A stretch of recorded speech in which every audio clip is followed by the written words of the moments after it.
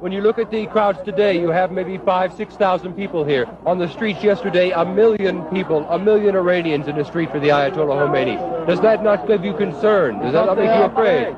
Because they are afraid, yeah, that's right. And most of the people don't say anything because they are afraid. And they are in silence, you know, they don't say anything. Is this the silent majority of Iran out here now? Yes, that's right.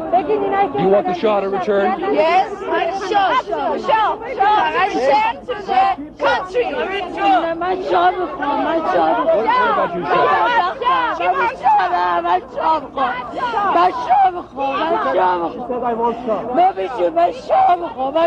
Why do you want the Shah? Why does she want the Shah?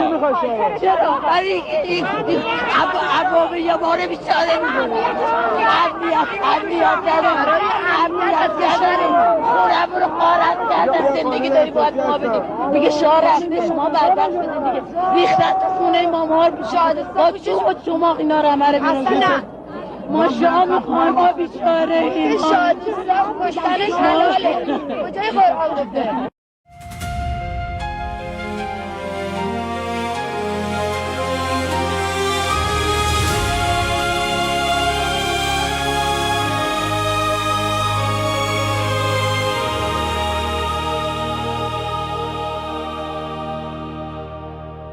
"47 years we've been bleeding in the dark, under the shadow of the Islamic regime, with a stone-cold heart. They silenced our voices, they turned off our light. 58 days without internet, but we still fought the night. Our children took the streets, they raised their empty hands, and the world looked away. Do you understand? Do you know Europe? Do you know what's been done? Do you know Europe? 42,000 souls are gone, killed in 2 days by a regime drenched in blood. Do you know Europe? Or have you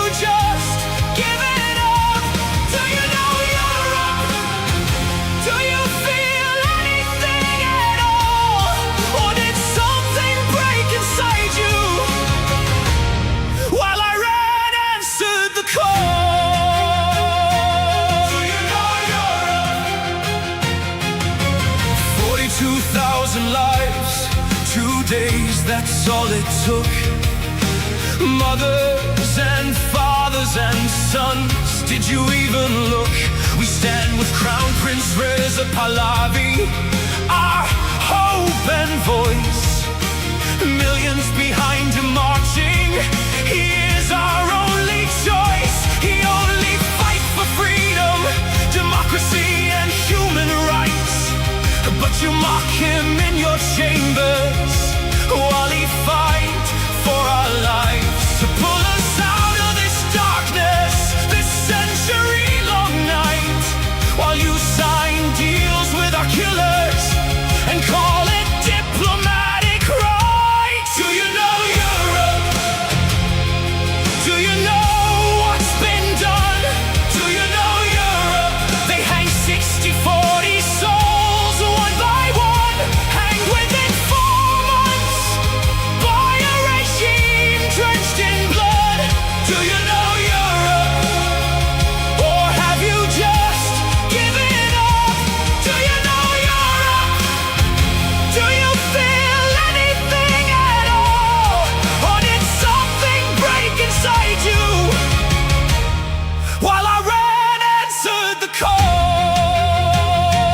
Do you know Europe?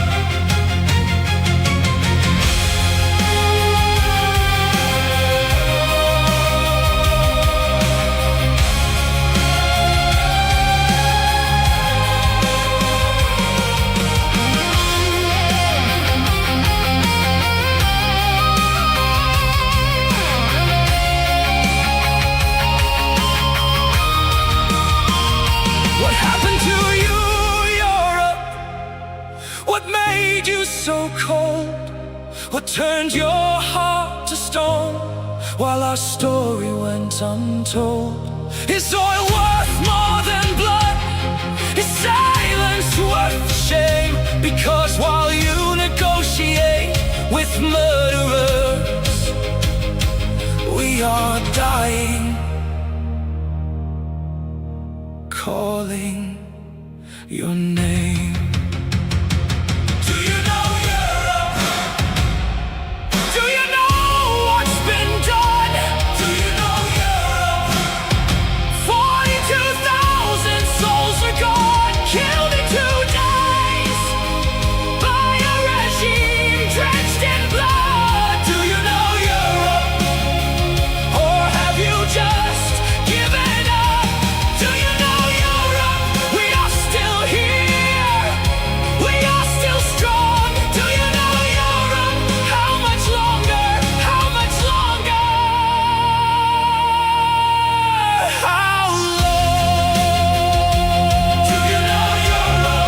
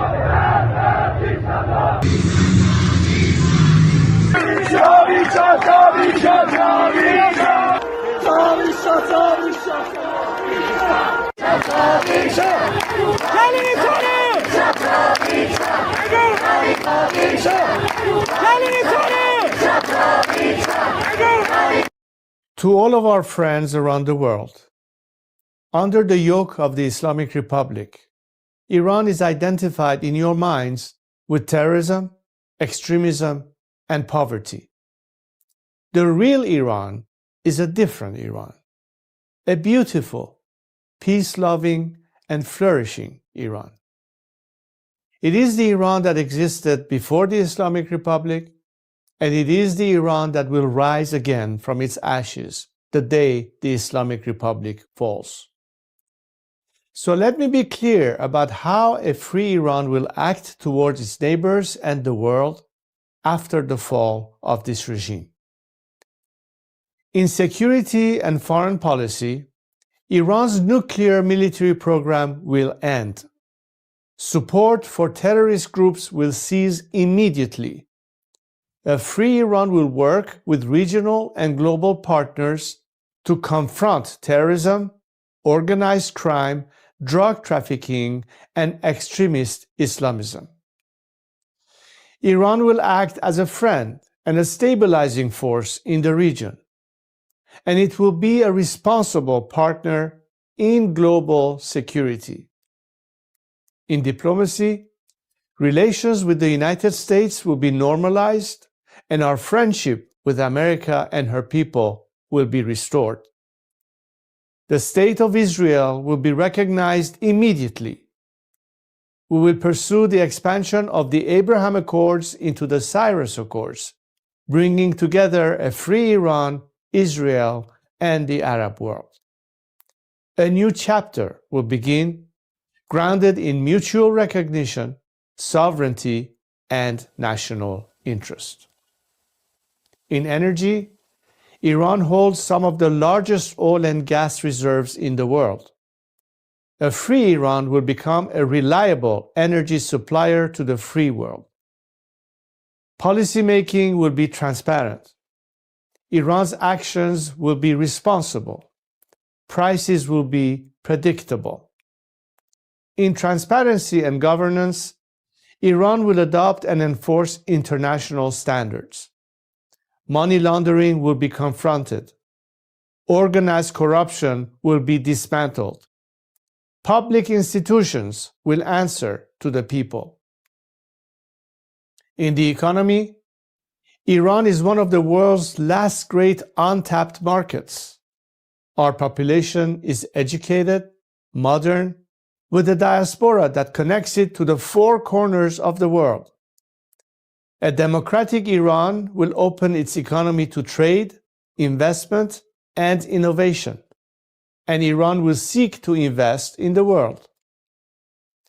Opportunity will replace isolation. This is not an abstract vision. It is a practical one, grounded in national interest, stability, and cooperation. To achieve this, now is the time to stand with the Iranian people. The fall of the Islamic Republic and the establishment of a secular, democratic government in Iran will not only restore dignity to my people, it will benefit the region and the world. A free Iran will be a force for peace, for prosperity, and for partnership.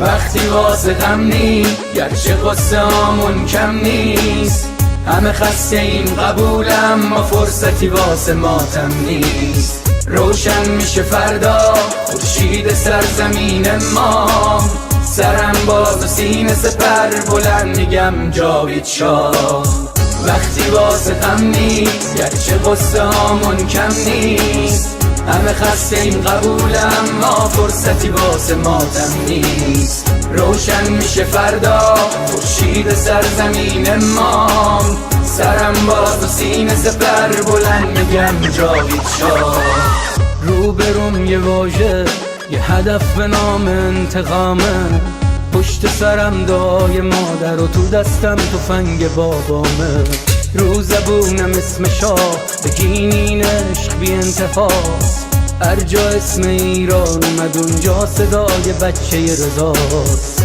فردا می نویسن تو کتاب قصه دیمار بگو با تیر جنگی کشتن بچه های بیگناه رو بگو از بخت مادرها شیر زنا و دخترامون بگو تنها شهید شدیم تا تنها نمون شامون وقتی واسه غم نی گرچه قصه هامون کم نیست همه خسته این قبولم ما فرصتی واسه ماتم نیست روشن میشه فردا خورشید سرزمین ما سرم باز و سینه سپر بلند میگم جاوید شاه وقتی واسه غم نی گرچه قصه هامون کم نیست همه خسته این قبولم ما فرصتی واسه ماتم نیست روشن میشه فردا خورشید سرزمین ما سرم باز و سینه سپر بلند میگم جاوید شاه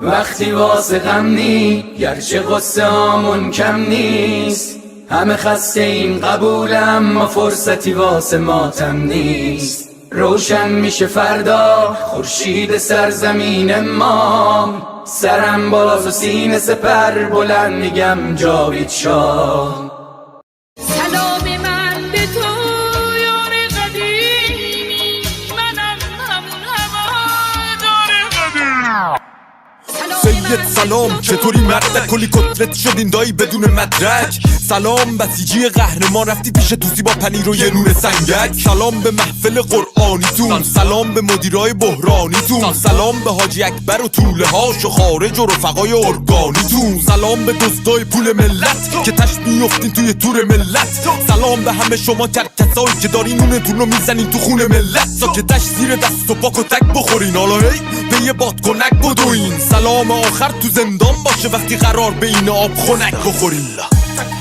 مرگ بر ملا متولی ننگ در دنیا ننگ بر دوتا مجاهد چپی بعد از ملا مرگ بر ملا متولی ننگ در دنیا ننگ بر دوتا مجاهد چپی بعد از ملا اینو بگذاریم به خاک میرسیم تجزیه طلبی که به خاک بیرسیم ایران مردمش وطن پرستن از کرد تا بلوچ بری به فاک میرسی توف به هر کی مرسی است توف به هر کی در پی تجزیه است توف به لوی و همونی که شیفته ی گل ملیگران تو وطن خدا نستی هست سر کردستان همه برپا شدن بلوچستان فدای مهسا شدن شم واحد که شیر و خورشید ما بقی جعلیا تنها شدن شادی باشه واسه همه در میهن کور بشه چه شهرچی اهریمن رخه رو بگی تا اون 6 کلاس سواد و خبرگان و مجد سری ترجیحن شبهای عروس و دامادی باشه برن سلامتی نوش کنن و آبادی باشه لحظت کجاست میدون شهیاده به سمت اتوبان آزادی باشه سلام به نسل ندید پدیدا نبودیم ندیدیم قدیمتی ما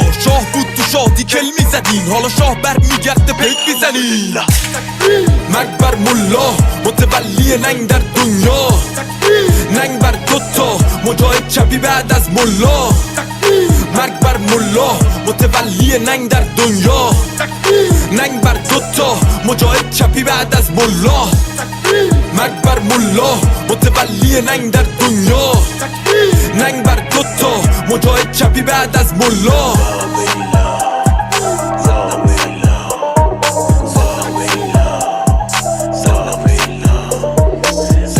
اگه به این خوشگلی با اونو آیده بود اسم این مشخواهن رو توش بیاریم ولی خب لازم بود دیگه فکر کنم بانو آیده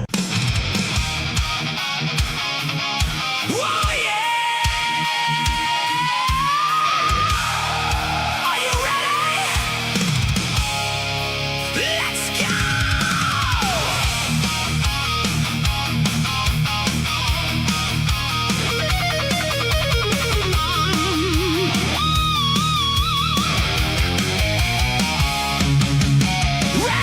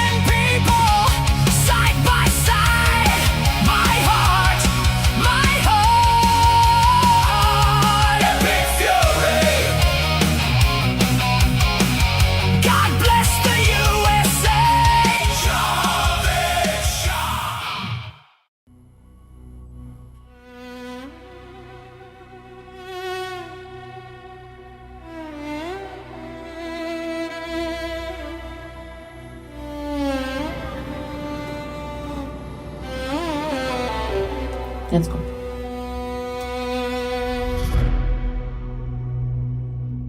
میخوام بگم از دلم، از عشق به این میهنم، به امید روز شکست دشمن شاه برمیگرده به وطن.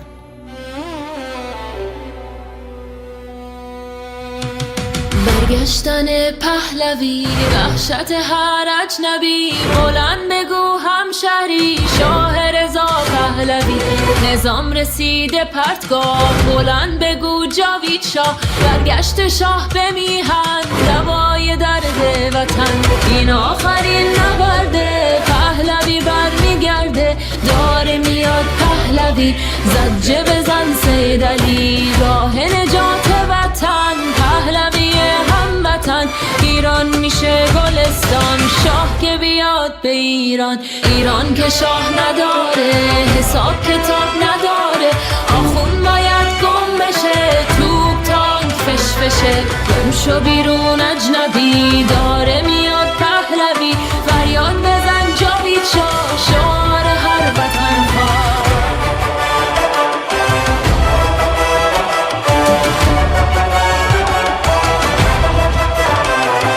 ما شاه میخوایم نه ملا، بذار بشنوه دنیا. ایرانی داد بزن، شاه تو فریاد بزن. برگشتن پهلوی، وحشت هر اجنبی، بلند بگو هموطن. شاه رضا پهلوی، فریاد بزن جاوید شاه، شعار هر وطن خواه. بلند بگو جاوید شاه، شعار هر وطن خواه. فریاد بزن جاوید شاه، شعار هر وطن خواه. فریاد بزن جاوید شاه، شعار هر وطن خواه. بلند بگو جاوید شاه، شعار هر وطن خواه.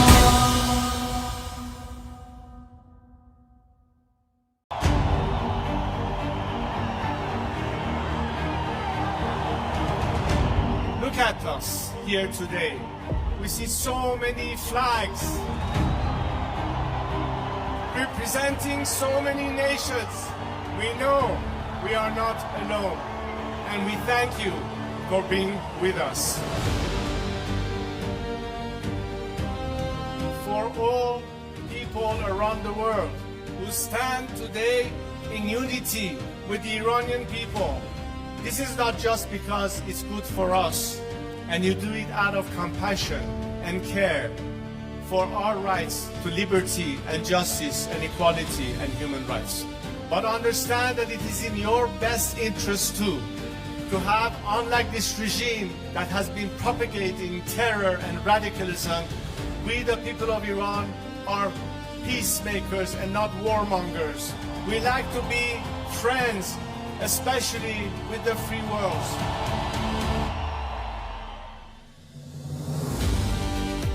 We'd like to be able to have the best neighborly relationship with the people of our area and the region, with the Arab countries, with Israel, and all our other neighbors. We are fighting for justice, we're fighting for human rights, we are fighting for liberty, we're fighting to put an end to all sorts of discrimination. Because as an Iranian, I stand here to tell you that I've dedicated 47 years of my life because I think that my country deserves far better than what we have right now.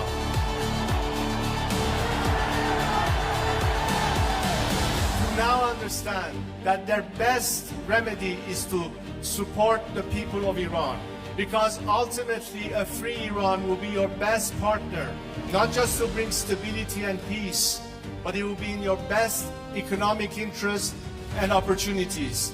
Together we can prosper again, and the world will be so different once the Iranian people are free. I am here to guarantee a transition to secular democratic future. I am committed to be that leader of transition for you, so we can one day have the final opportunity to decide the fate of our country through a democratic, transparent process, through the ballot box and free elections. And let's make sure that this time, especially the free nations of this world and their governments, stand on the right side of history.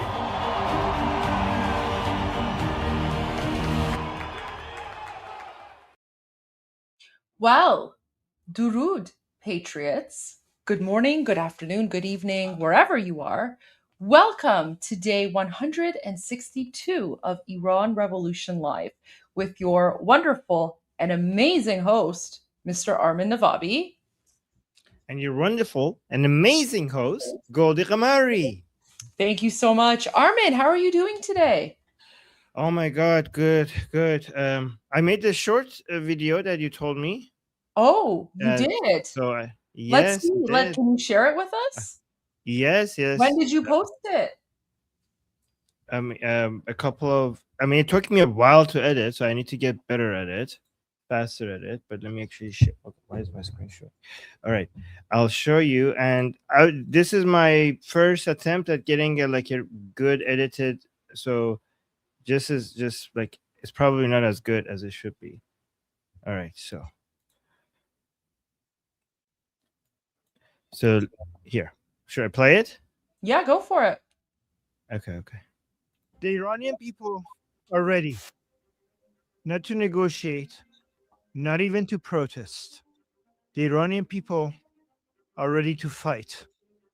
All they need is to be armed. They need weapons. They've tried everything else. They tried reform.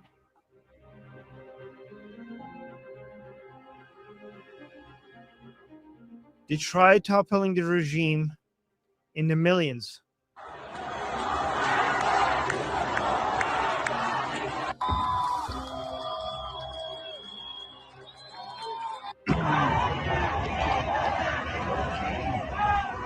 They tried asking world powers to kill their enemies.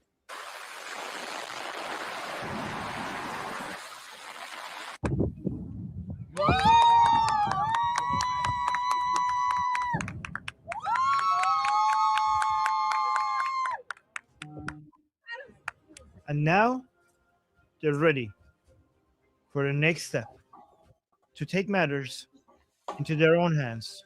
All they need is weapons. Arm them.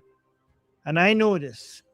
I know this because I talk to them every day. And they talk to me. And they ask me, tell the world, arm us. They send me videos of themselves with signs that says, arm us.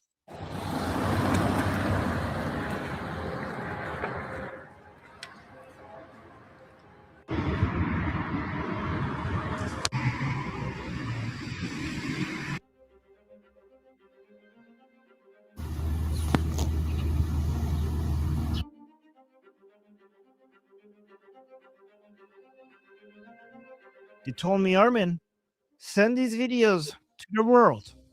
And I did. And the world listened. More Iranians inside the country are sending direct messages to the outside world, asking for more people in Iran to get weapons and basically get armed. But will they respond? This is the chance for the world to empower the Iranian people, to liberate themselves, and by doing so, save the world from this great evil, once and for all. Let the Iranian people finish the job. It's time. Let them fight. Arm the Iranian people.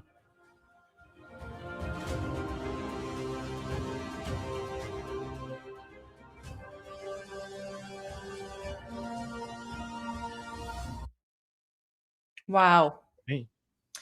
So, okay, Armin, that short, like the content was excellent. Can I give you some constructive criticism? Of course, that's why I shared it again. Okay, thank you. So first of all, that was phenomenal, okay? But do you still have like the actual like the work project or whatever? Like for like can you continue to edit that video? Of course. Okay, so here's what I'm going to recommend. The video that you made shouldn't actually be a short. You should upload that as like a video, like a 3-minute YouTube video, right? Like a full on video with the 16:9. And then your short should actually be like less than 60 seconds, because the way that like a YouTube short works is you want it to be very concise, to the point. You want to get people's attention right away, because that short is what will bring people to your channel and get you new subscribers. So that was excellent. Like, keep the video, keep it, but I would say re-upload that as like a full 16 by, like a full like 16:9 video, okay? Like a 3-minute video. Like, I think, because like that video was phenomenal. Like, if I saw that video on YouTube, I would yeah. Like, you need to upload that as like a video. For your short itself, like like YouTube shorts, because people's like when they're watching shorts, it's a totally different like mentality. So your YouTube short should literally just be you saying, like, I have breaking footage from inside occupied Iran, and this is what the Islamic regime does not want you to see. And then you share like one of the clips, and then afterwards you say something like, for more exclusive content, follow my channel. So what I did is I took my own advice and I made a YouTube short yesterday. And I posted it on YouTube. saw it. Yeah. So because I was like, I was taking my own advice, and based on my YouTube short, I gained almost 700 new followers yesterday. Because people were from the videos from inside Iran, from Armas, the videos, right? Yeah. Here, like so let me just let me share this video. So, and like it's not like a high quality edited video or anything like that. Like, my hair is a mess. But I did it really quickly because I just wanted to like have that example there, right? So, baby Trump. Okay. Look at this. Right, let me go back to the beginning. Tip for anyone who's not from the Iranian here, with another pro tip for anyone who's not from the Middle East. The reason the terrorist Islamic regime shut down the internet for over 88 days in occupied Iran is because they didn't want you to know what Iranians think about the Islamic regime or the United States. Let me show you what I'm talking about.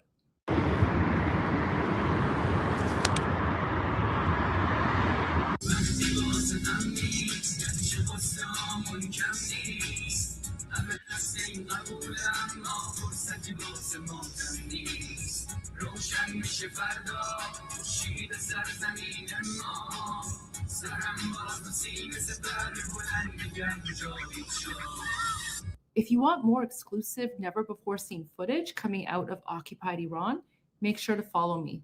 And now you know. Something like that. Like your video, like so Armin, YouTube shorts don't make a lot of like money, right? So YouTube shorts, it's not for monetization at all. However, YouTube shorts drive people to your channel. The video that you made, like that's phenomenal. Like, nothing needs to be changed, but I would say upload that as a video. And then you want to make like a quick short, and because with shorts, like it's supposed to be short, right? So you say something like, I don't know, like, I have exclusive footage, or you can say something like, I'm Iranian and I have exclusive footage coming in from inside of Iran that the Islamic regime doesn't want you to see. Let me show you. That's it, right? You basically, if you say I'm Iranian, exclusive, never before seen footage, right? That's the hook.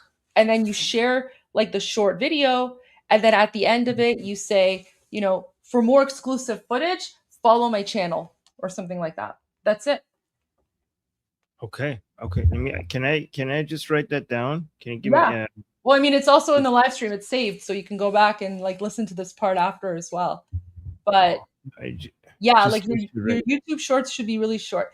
And as you can see, like my YouTube shorts, They're not really high production value. It's just literally me in front of my phone, and even my hair was like a mess.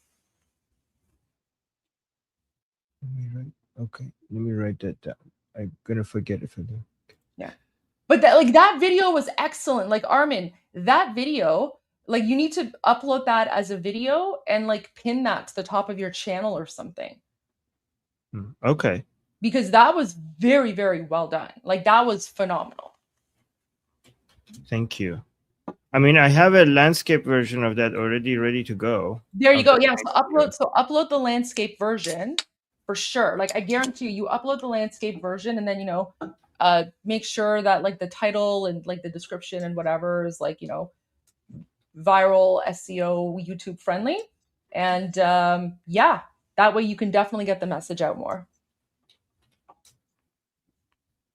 Okay. You know, you could, I'm sure if you even said something like, you know, I'm Armin, an Iranian ex-Muslim, and I have a message for you from inside of Iran. Something like that. Like, if you say you're Iranian ex-Muslim, that's the hook. That's what's going to make people interested in, you know, oh, wow, like this guy knows his stuff. This guy has connections inside of Iran, right? Yeah, so that's what I was thinking. I was thinking, how do I communicate that it's not just that I'm Iranian ex-Muslim, it's that I've been doing with the people in Iran. I have been fighting the regime for like the past 20 years. Yeah, like, you wouldn't say that in the short though. You wouldn't say that in the short, but in like the actual, so in like the video that you made, like that was perfect. That was perfect. The shorts are used to like generate like,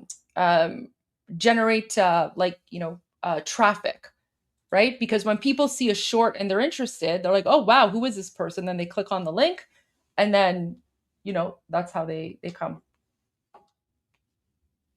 But like that video was phenomenal. Like, I could tell like you put so much work into that. I wouldn't change anything about that. Like, you definitely need to upload that as a video. Should I say Iranian ex-Muslim Zionist? That might bring even more. No, just say you don't want information overload. Okay. I mean, you can try different types of videos and see what works, right? But I find that like generally, I mean, like that's basically how I've grown my channel from like, you know, in October I had 1,500 subscribers and now I have almost 220,000. It's mostly through like the shorts, right? But like that was fantastic. Thank you. I will upload that. Momo's saying Armin kind of looks like a deer in headlights, though, not the passionate Armin we love. I'm taking notes. Like, what am I supposed to do? I'm taking notes. That's okay. That's like me when I'm focusing on something. People are like, why does Goldie look angry? And I'm like, no, I'm just literally focusing on it. Like, what am I supposed? I'm like trying to remember things and take notes. I don't know what I'm supposed to do. Okay. Right. Okay. You don't need to say Zionist either, because, you know, the flag of Israel in the background pretty much shows where you stand on things, and, you know, the flag of America as well, right? Okay. All right. Sounds good. Thank you, Goldie. This is really helpful. I'll work on it. Okay. There you go. And the only reason I posted that, and so like the YouTube short that I posted, I didn't post that on my other social media platforms because I did that as like a test, because I wanted to just like the advice that I gave you yesterday. I just wanted to like do it myself so that I could show you how it works. Yeah. So that's why I haven't posted the YouTube short on like my Instagram or like TikTok or, you know, please do, because we need that to get out.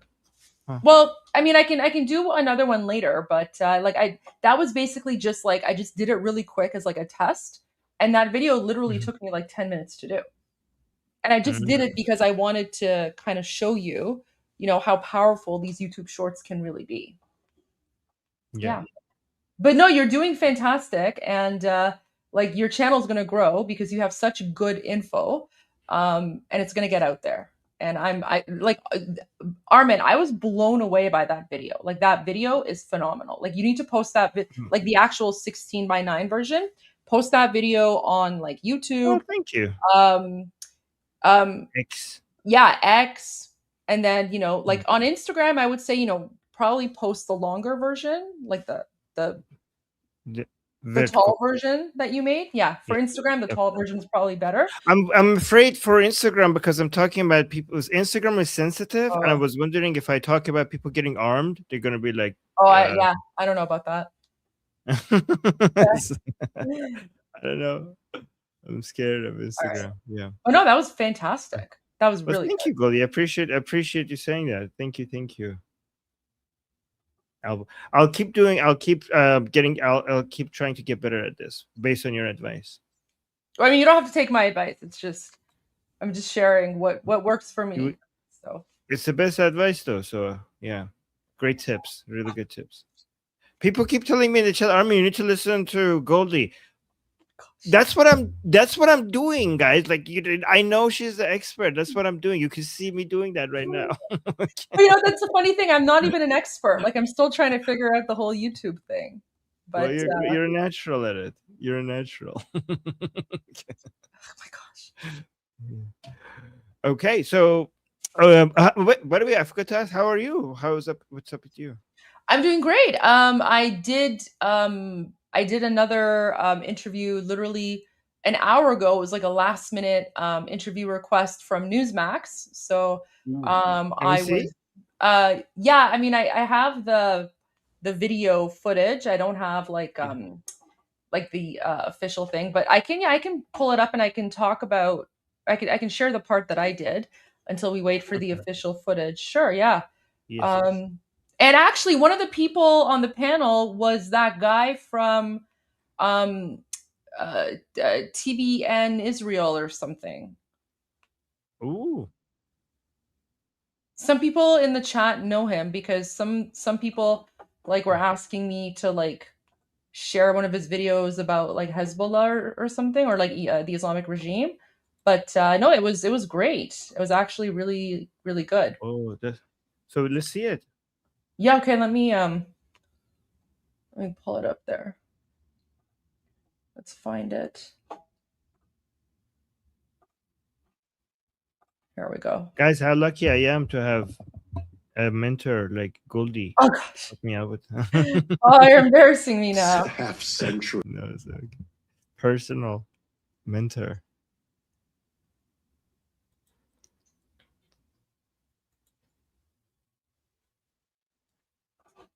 Okay. Oh, by the way, Goldie, before you play it, for the shorts, how long do you think they should be? Like, what's the length? Like 60 seconds. 60 seconds. 60 seconds. Yeah. Okay. All right, that's me just like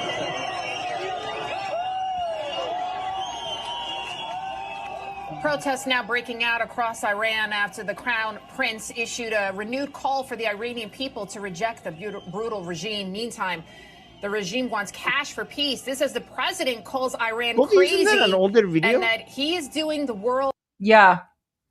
So they're playing it as a new video, but that's an older video. I know. Well, that's the producers just usually use B footage, right? A service by going to war against them. With us now to talk about this and more, host of TBN Israel and IDF captain in the reserves, Yair Pinto. Also with us, U.S. Navy explosive disposal officer and former Navy Lieutenant Commander Tom Sawyer. And finally, Iranian-born human rights activist and former Canadian lawmaker Goldie GHAMARI. Thank you all for joining us. Lieutenant Commander, let's start off with you. I want you to take a listen to what Trump said to meet the press about his war on Iran. And Armin, like, feel free to pause at any time. The video's right there, so you can pause it yourself if you want to comment on anything. Listen to this. One of your consistent campaign promises was no new wars, going all the way back to 2015. Did you break that promise to the American people? No. I had to stop a country, very powerful, very dangerous country, from having a nuclear weapon because they'd use it. They'd blow up the world. They'd blow up the Middle East, Israel. They'd come here. They'd blow up Europe. They're nuts, okay? They're crazy people. I deal with them. And very high-strung people, really crazy. And get along with them. I like them. But you don't want to let them have a nuclear weapon. And I'm doing the world a service, but I'm doing our country a service. It's America first. I'm doing our country a service. Nice rain. It is raining hard. All right. Lieutenant Commander, what did you think about the president's response there? Because he has been criticized because he said he would end wars, not start them. That's a fair question, but one of the things that folks have to realize is that, we've had a very credible threat of Iran becoming a nuclear armed power, and that's what this is all about. Everyone would talk about, the Strait of Hormuz and everything like that, but you gotta keep in mind, imagine if we had a nuclear armed Iran who's very clearly made it, explicitly clear that they would at least threaten its neighbors, particularly Israel, with nuclear weapons. So that's something that, when it came to the Middle East, yes, getting out of the Middle East and pivoting our focus when it comes to deterrence and peace through strength, pivoting over to the Pacific and China. But the thing is, this is a problem that had to be dealt with. Keep in mind, we don't have any boots on the ground in Iran. We're not invading. We're not nation building. That's never been the point of this. This is primarily an air and sea operation in conjunction with special operations intelligence and the like. So, I think trying to draw comparisons between what we are doing right now to deny Iran the capability to be nuclear armed, comparing that to Afghanistan or to Iraq, that just water with me. Goldie, I'm just seeing this now, this news alert. Israel has struck Beirut's southern suburbs without warning, defying a U.S. request not to attack Lebanon's capital. The strikes come now days after a ceasefire agreement. In Washington, Iran had warned that an attack on Beirut would renew full-scale war across the Middle East. 2 people reported killed. Israeli Prime Minister Netanyahu says the strikes were in retaliation for the Iranian-backed Hezbollah firing at northern Israel. So here we see it again. What do you think Trump's going to do? Because we know that he called up Bibi. He was upset about how far they went to Lebanon, and now more strikes. Is the peace deal in jeopardy once again? Well, the peace deal has been in jeopardy because of the Islamic regime occupying Iran and Hezbollah. I mean, as soon as President Trump announced a ceasefire between Israel and Hezbollah, within 10 minutes, Hezbollah launched missiles at northern Israel. Whenever you hear the word southern Lebanon, that's basically code for Hezbollah occupied territory. So the way I see it, Israel is essentially defending itself against a terrorist attack, and Hezbollah is a completely 100% controlled. I love that you use their vocabulary against them, Goldie. That's genius. That's fantastic. Wait, That's fantastic. what vocabulary? The occupied territory, like that's I think any single person from the axis of resistance watching that will be dying from rage. Good job. That's like how dare you use our spells against us? No, that's good. I mean, you're right. And funded and armed by the Islamic regime occupying Iran. So, on one hand, the Islamic regime, they're basically trying to fool the world by claiming that they want peace. But then on the other hand, their fully controlled terrorist proxy groups are continuing. Yeah, guys, from now on, copy what Goldie just said. Okay, southern Lebanon is basically whenever somebody says that, occupied territory by Hezbollah. I mean, or all of Lebanon. Good job. To attack Israel. Ultimately, if the Islamic regime's lips are moving, they're lying, and that includes Hezbollah. So to me, Israel has every right to defend itself, and I see this as retaliatory. Yeah, we're seeing these more anti-regime protests breaking out across Iran. This is what President Trump wanted. Now, the Supreme Leader advisor, he sat down for a recent interview warning of a wider war if their demands aren't met, and they want cash for peace. Listen to this. If Trump takes the negotiations seriously, $24 billion is not much to America. If he wants to reach an agreement with Iran, this $24 billion is a test of trust that Iran. $24 billion is not much to America. Yeah, it might not be like, who cares? It's a lot to Hamas. It's a lot to your proxy groups. it's enough to spread terrorism in the region for decades and decades to come. Yeah, so they're not going to notice it. They're not going to notice missing it, but the whole world, including them, are going to notice. That's going to fund a couple of October 7th. Like, what the hell? Like, oh, it's nothing to America. Yeah, how much do you think October 7th cost? Not that much. So releasing the funds will basically lead the path to a whole bunch of other October 7th. Iran wants to have with Trump. This is a test that America must pass. Guys, remember, do not forget this. Obama funded October 7th. Always repeat that wherever you go. Anytime people talk about JCPOA, the Obama deal, John Kerry, Biden, always remind everybody that Obama funded October 7th. This is fact. This is not an exaggeration. This is absolute fact. Yair, what do you think about that? Well, to me, this is a sign of weakness by the Ayatollah regime. It seems like the economic pressure, the naval blockade on the Iranian ports, and basically all the freezing of the Iranian is working. And the United States should keep its hardline approach towards not giving up any free gifts to the Ayatollah regime, because the first thing that they're going to do with this money is pay salaries to the Revolutionary Guards, is pay salaries to the Hezbollah terrorists in the northern parts of Israel, and carry out their terrorism against their own people, the Iranian people. So I think that... Oh, well, thank you. This person didn't forget about us. Thank you, sir. Thank you. That this is a sign that the pressure campaign is working. The United States should continue with this pressure campaign, together with aerial strikes against any kind of hostile activities of the Ayatollah regime, including strikes against the personnel of the regime, and letting Israel defend itself against the Hezbollah terrorist organization in the north, which is not only launching attacks against the IDF forces and the Israeli civilians, but also against the United Nations personnel. Okay. So this is a terrorist group that we need to deal with. Before we go, Lieutenant Commander, massive protests in Tirana, which is the capital city of Albania.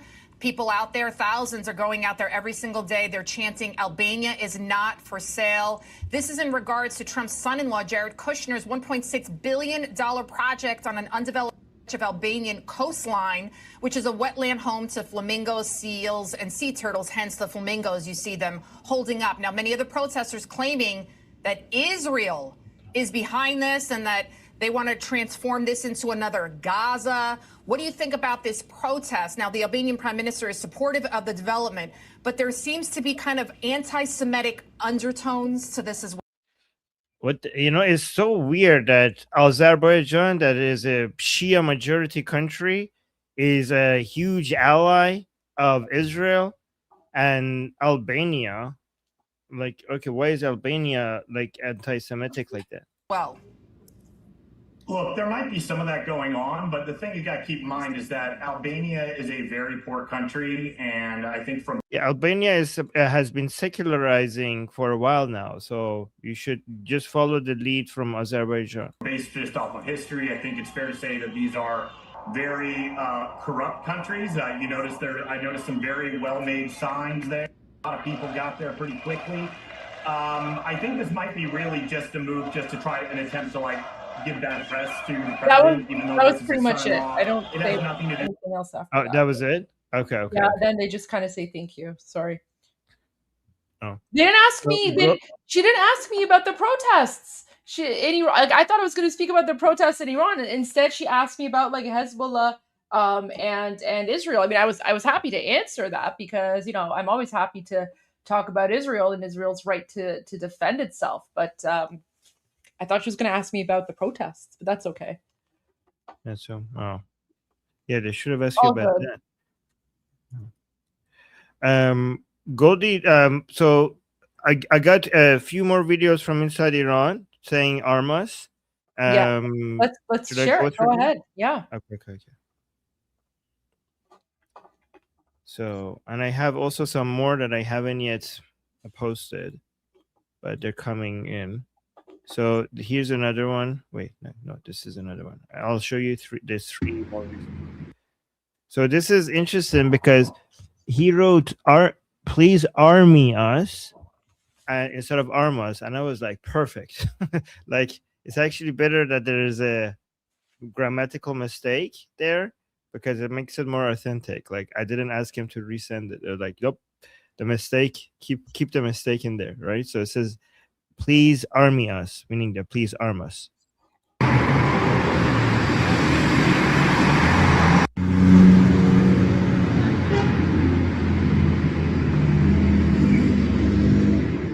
So the reason why he's holding it like that is because I asked him to send it to me in a way that makes it clear that it's from Iran, like some cars showing and stuff.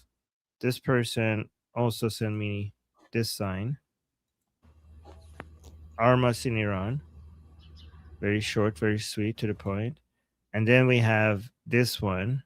This one was pretty cool because he walked by some cars to show the license plate, so that the license plate will make it very clear that it's from Iran. So watch this.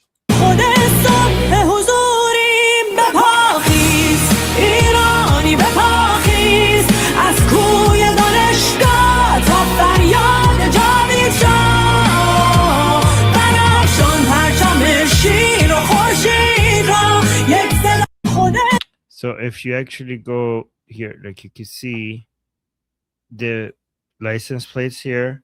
You can see the Iran flag and everything, and there's multiple cars with the license plate passing by. You can see Iran. Okay. So and I like this graphics that he has made, and I kind of copied them. So yeah, those are the graphics that I have. I mean, those are the videos that I have. Yeah. And yeah, and they keep coming in. They keep coming in. So President Trump had some new videos. Should we go to that? Yes, we should. Okay. So I think let's start with this. Let's go to the stuff that he's. But by the way, guys, I see the super chats coming in. Thank you so much. We're gonna do a Q&A, our Q&A session in 30 minutes. So we'll get to them there. So we're not ignoring you. I promise. Oh my God. Here, let me see. Was this about Iran? Okay, let's see. This is Iran. This is the first one about Iran. Let's watch this one first. There's a whole bunch. I'm going to see which ones are about Iran. Let me like this one. But if they're so desperate, Mr. President, why haven't they said yes to the terms you're proposing? Strong. They're proud. There are things they never thought they'd be doing that they're going to have to do. They've got no choice. And it takes a little while. You know, you're talking about 47 years of getting away with whatever they wanted. I mean, this should have been done long ago. This should have been done by other presidents or other countries. It doesn't have to be us, other countries. But they were very close to having a nuclear weapon twice. That was when I terminated the Iran nuclear deal, which was a path. That deal, the JCPOA, that deal was tantamount to giving them a nuclear weapon. It was a horrible deal given by Barack Obama and really penned by him. It was a horrible deal. It was, it expired long ago. I terminated it. But had I not terminated it, it expired long ago. It was a short-term deal. It was a road to a nuclear weapon. They would have had a nuclear weapon 5 years ago. Okay. So there's part of what he said here that was important. Like I'm gonna see because he said he's the armed forces, the United States military forces, military assets are not going to leave, which is one of the most important parts, one of the most important updates.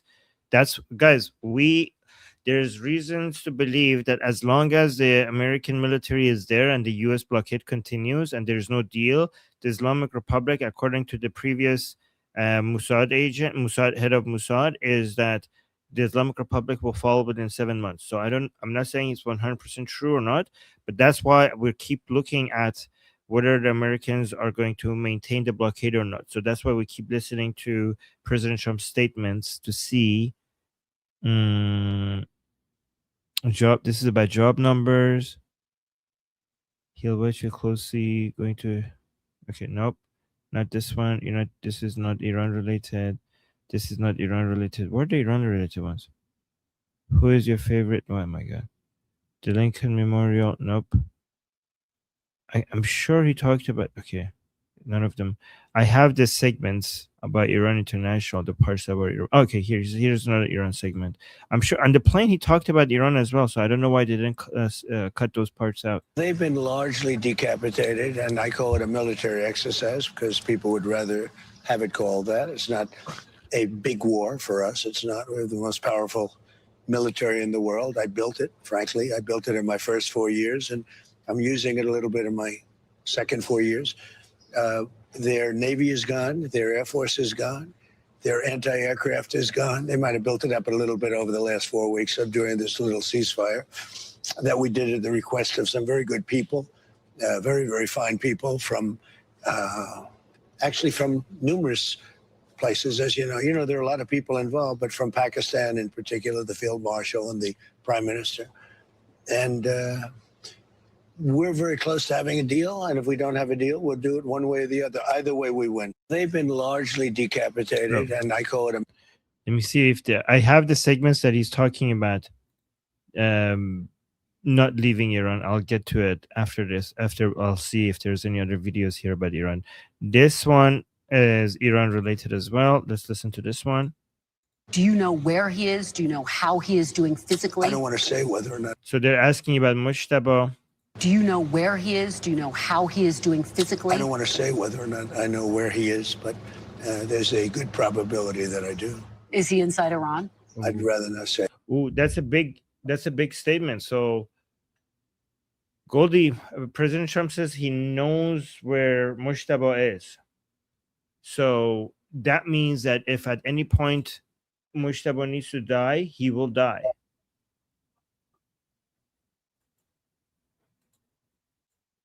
Let me actually arrange this. This is a big deal. Okay, let's continue. This is an important update, guys. Like, that means that if we go back to escalation, if we go back to kinetic military warfare, if they need to take out Mujtaba Khamenei in the same way that they took out Ali Khamenei right at the beginning, he's not hiding in a place that they can't reach him. Okay, let's look at this one regarding a deal with the Islamic Republic. How close are you to making a deal? Are we talking about days, weeks, months, Mr. President? I think we're very close. We have a couple of points. They don't even seem like big points. They've conceded the fact that they will not have nuclear weapons. We had a clause in there that we will not develop nuclear weapons, and everybody was very happy with it except me. And I said, well, what happens if they not develop, but they go out and purchase, they acquire? I want to put the word, if they buy or purchase or acquire, you've got to have that in there too, because that's not developing. So they don't have the right to develop or purchase, acquire, or buy. Have they pushed back against that? Is that one of the sticking points? A little bit, and then they didn't. How close are you to making a deal? Are we talking about days? Guys, I'm just getting right now some videos from inside Iran. Yeah, somebody is basically showing me where he is inside Iran next to a mosque, and he's asking me for advice regarding the video he's going to be making. So he's driving by the mosque right now on his motorcycle, and he has shown me his signs and his that he has made with his arm us signs. I'm going to tell him. Let me tell him right now. ببین این علامت ها رو میتونی کنار مسجد بگیری که تو ویدیو باشه. همین مسجدی که رفتی کنارش، این علامت ها رو، علامت های آرماس رو بذار کنار دستت، بگیر که بغل این مسجده. Oh, this is going to be cool. So he has his sign made, his arm us sign made, and he's driving by the mosque as well. But he doesn't have the signs in the video next to the mosque. So I'm basically telling him to hold the signs next to the mosque. Oh, there's two of them on a motorcycle. Okay, guys, this is operations happening from operations arm us from inside Iran happening live on air with you guys in communication. And this is in Quiche Island. He says quiche. I think he meant quiche. I think the M is extra. I don't know. I think it's a misspelling. I think he meant quiche. Okay, so I'll keep an eye on that because this is very important. This is, if he does this, this is going to be our best video because it's going to be next to a mosque in the Persian Gulf. Wow. Because Quiche Island is, yeah. So I'm waiting for him to update me. Wow, this is going to be good. Okay. Okay, let's see if he sends that video to me. All right, so let's watch this video on the Iranian regime. Let's see what they see here. Why haven't they made a deal with you yet? Because it's a very hard thing for them. They've had great independence. They've dealt with very weak and ineffective leadership on behalf of the United States and other countries, frankly, that allowed them to get away with murder. And I think they can't believe they're in the situation where they've been virtually decapitated. But if they're so desperate, Mr. President, why haven't they said yes to the terms you're proposing? Strong, they're proud. There are things they never thought they'd be doing that they're going to have to do. They've got no choice. And it takes a little while. You know, you're talking about 47 years of getting away with whatever they wanted. I mean, this should have been done long ago. This should have been done by other presidents or other countries. It doesn't have to be us, other countries. But they were very close to having a nuclear weapon twice. That was when I terminated the Iran nuclear deal, which was a path. That deal, the JCPOA, that deal was tantamount to giving them a nuclear weapon. It was a horrible deal given by Barack Obama and really penned by him. It was a horrible deal. It was, it expired long ago. I terminated it. But had I not terminated it, it expired long ago. It was a short-term deal. It was a road to a nuclear weapon. They would have had a nuclear weapon 5 years ago. Okay, guys, I just got a voice message from him. Let me just listen to it really quickly because I need to. This is urgent stuff.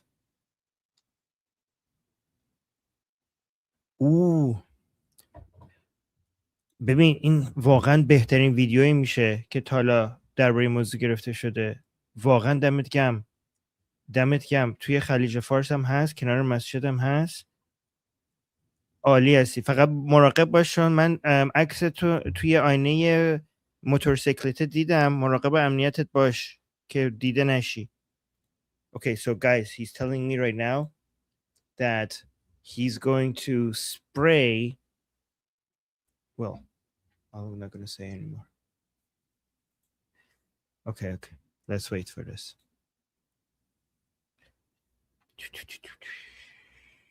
This is later.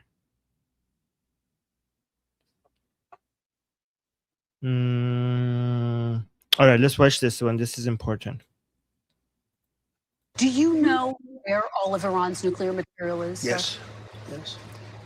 Would you unfreeze any Iranian assets or lift any sanctions up front as a part of any deal? So that would come after. Comes after, yeah. If they turned over their nuclear enrichment material. Unlike Obama. Obama flew a Boeing 757, a plane I know very well. They took the seats out and they loaded it up with $1.7 billion in cash from the banks in Maryland and Virginia and D.C. They emptied out the banks and they gave them 1.7 in green and they gave them tens of billions of dollars, just kept giving them money and it didn't work. Do you know where all of Iran's nuclear material is? Yes. Yes. All of it is all the. Okay, this is important. Let's listen to this part again. Would you unfreeze any Iranian assets or lift any sanctions up front as a part of any deal? So that would come after. Comes after, yeah. If they turned over their nuclear enrichment material. Unlike Obama. Obama flew a Boeing 757, a plane I know very well. They took the seats out and they loaded it up with $1.7 billion in cash from the banks in Maryland and Virginia and D.C. They emptied out the banks, and they gave them 1.7 in green, and they gave them tens of billions of dollars, just kept giving them money, and it didn't work. Do you know? Yeah. So if he says that we might release some money if they give up the enriched uranium, okay? So a lot of people might be upset saying he shouldn't be releasing any money, but you need to basically dangle something in front of them to give up the enriched uranium. And the damage to them giving up the enriched uranium is by far, far worse to the Islamic Republic than anything else. Like, I don't think the Islamic Republic will be able to survive the loss in credibility among its followers if they give up the enriched uranium. And honestly, I think all of this is just games with the Islamic Republic to drag this on longer and longer while the regime is suffering under the blockade. And maybe we're going to add kinetic operations to that as well, but we'll see. I had to stop. Very powerful, very dangerous country. So here's another question. I had to stop a country, very powerful, very dangerous country, from having a nuclear weapon because they'd use it. They'd blow up the world. They'd blow up the Middle East. They'd blow up Israel. They'd come here. They'd blow up Europe. They're nuts, okay? They're crazy people. I deal with them. And very high-strung people, really crazy. And get along with them. I like them. But you don't want to let them have a nuclear weapon.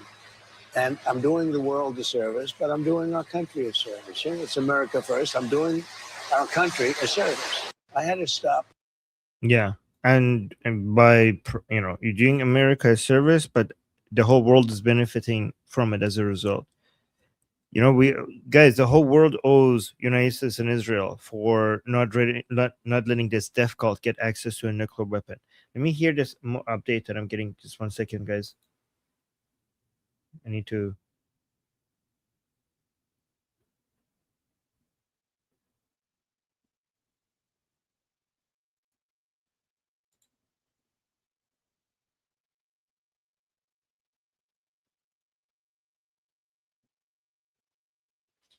Okay.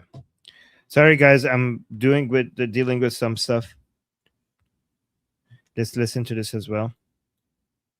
Armin, do you want me to take over for a little bit while you deal with that? No. I got this. But it just takes a few seconds every time, so it's fine. Okay, I think. no, that's fine. All right. Yeah. Okay. Thank you, Goldie. I just won a big election. And the reason I won an election is people have confidence in me, I have good judgment. I had to make a judgment. Do I want to go along and have a country that's doing really well, but somebody is going to try and kill us? Or do I want to put out that horrible threat? And I did. I put it out. I put it out for many, many years. Now I'm going to put it out permanently. I'm going to do it either through negotiation, where we're very close to a deal, or I'm going to blow the hell out of them, to be honest with you. And it's going to be very easy for me to do. That's actually the easier path. So when you say I promised, I didn't promise anything. I don't like these endless wars. This is not an endless war. We've been doing this for 3 months. Much of it has been under the form, a pretty good form of ceasefire. The blockade has been amazing. Our Navy is amazing. Our military is the best in the world. Hey, we took over a very powerful country, Venezuela, a lot of soldiers, big, strong military. We took over Venezuela in a matter of minutes. We destroyed the capability of Iran in a matter of days. Nobody's ever seen anything like it. Now I'm going to finish it. That's true, guys. It's been 3 months. I know we're in a rush. But when it comes to revolutions and military campaigns, 3 months is nothing. It's nothing. I know when it comes to the lives of the Iranian people inside Iran, it's a very long time. But when it comes to, from the perspective of revolutions, how long they take, how long. I mean, guys, the Soviet Union took 45 years to fall. 45 years, and it did eventually fall. This is about job reports. This is about interest rates. This is about California. Okay, so we had finished that. This is the updates. But I want to, guys. I know about what's happening. I know about Lebanon. I'll get to that. Israel and Lebanon. I'll get to that very quickly. And I know we have 10 minutes and then we get to the Q&A.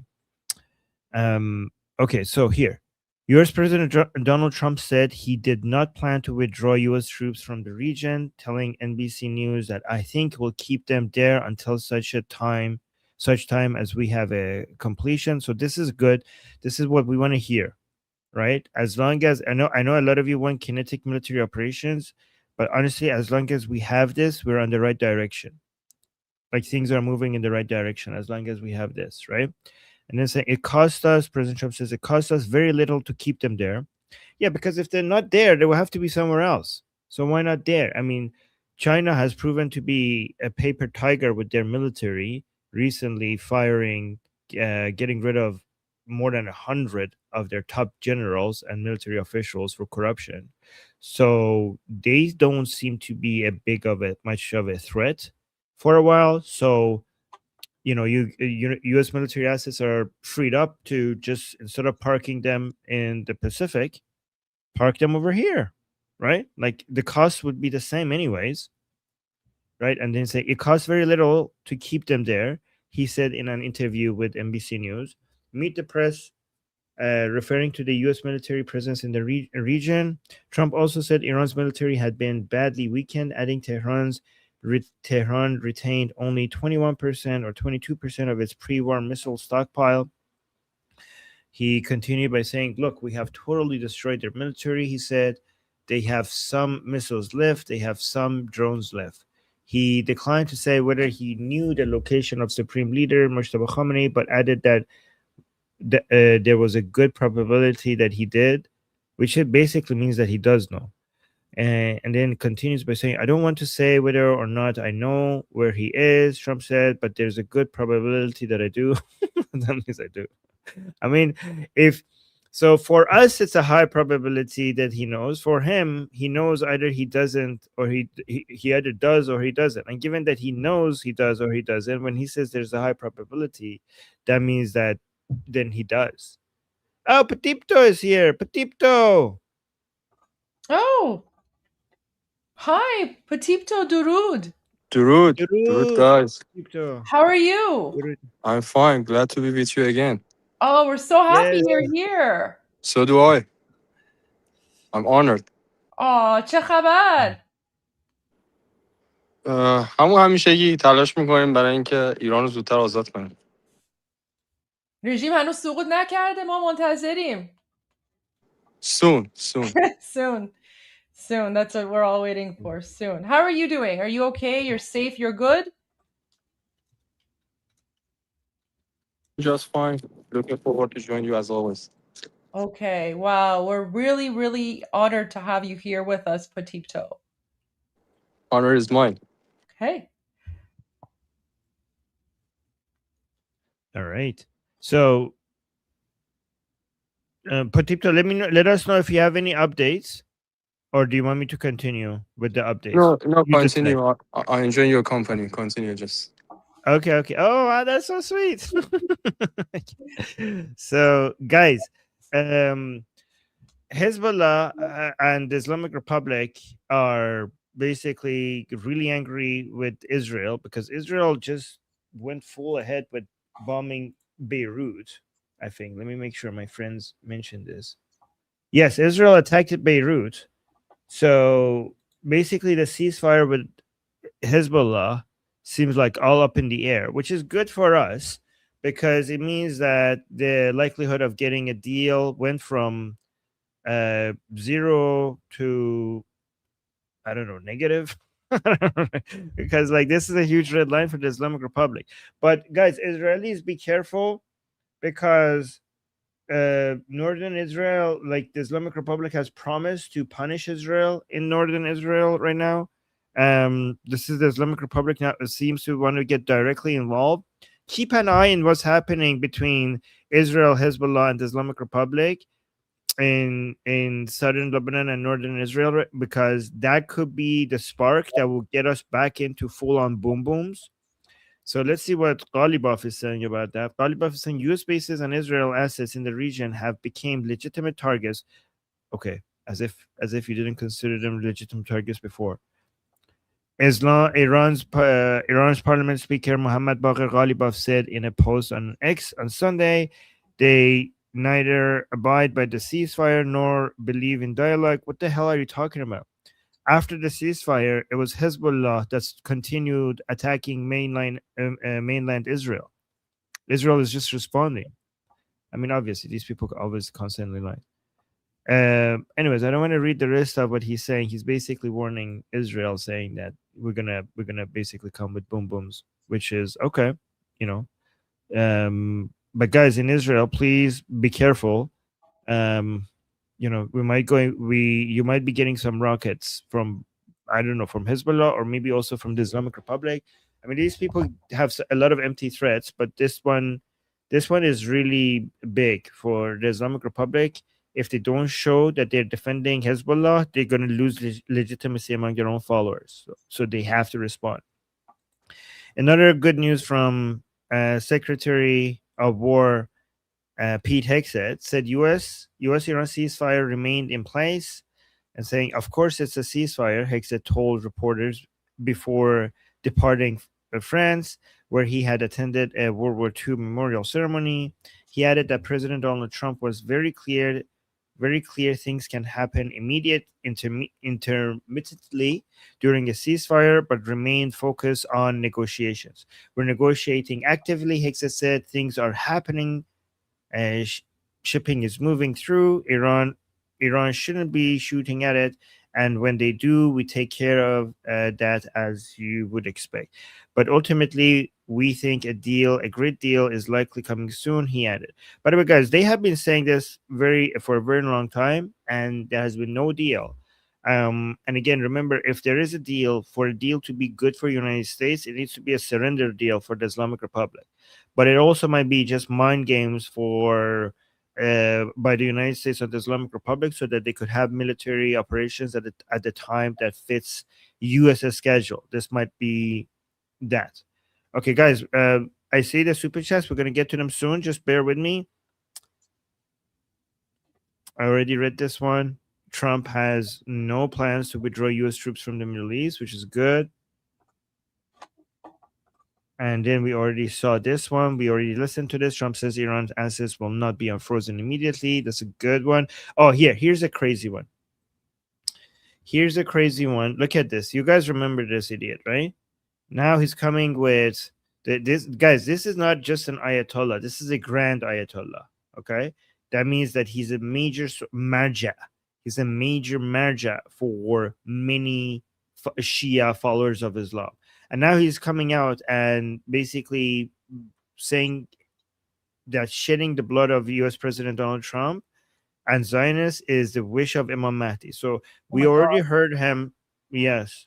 We already heard him come out earlier saying, kind of issuing a fatwa to kill President Trump. And I think he's frustrated that nobody's picking, nobody's following through with his fatwa. So now he's doing an emotional appeal rather than issuing an order to go kill President Trump and the Zionists. He's saying, like, you're going to make the Mahdi happy. So, guys, remember, this is like a Grand Ayatollah in Shia Islam is a big deal. Like, a Grand Ayatollah means that you have many, many, many people that think that when you say something needs to be done, you should follow it. Let me actually play this and read the translation. ریختن خون صهیونیست، ریختن خون ترام. So he's saying the shedding of the blood. Why is he talk like that? Is he teriyaki pati ployin?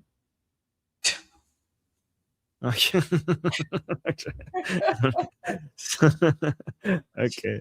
So he's saying the shedding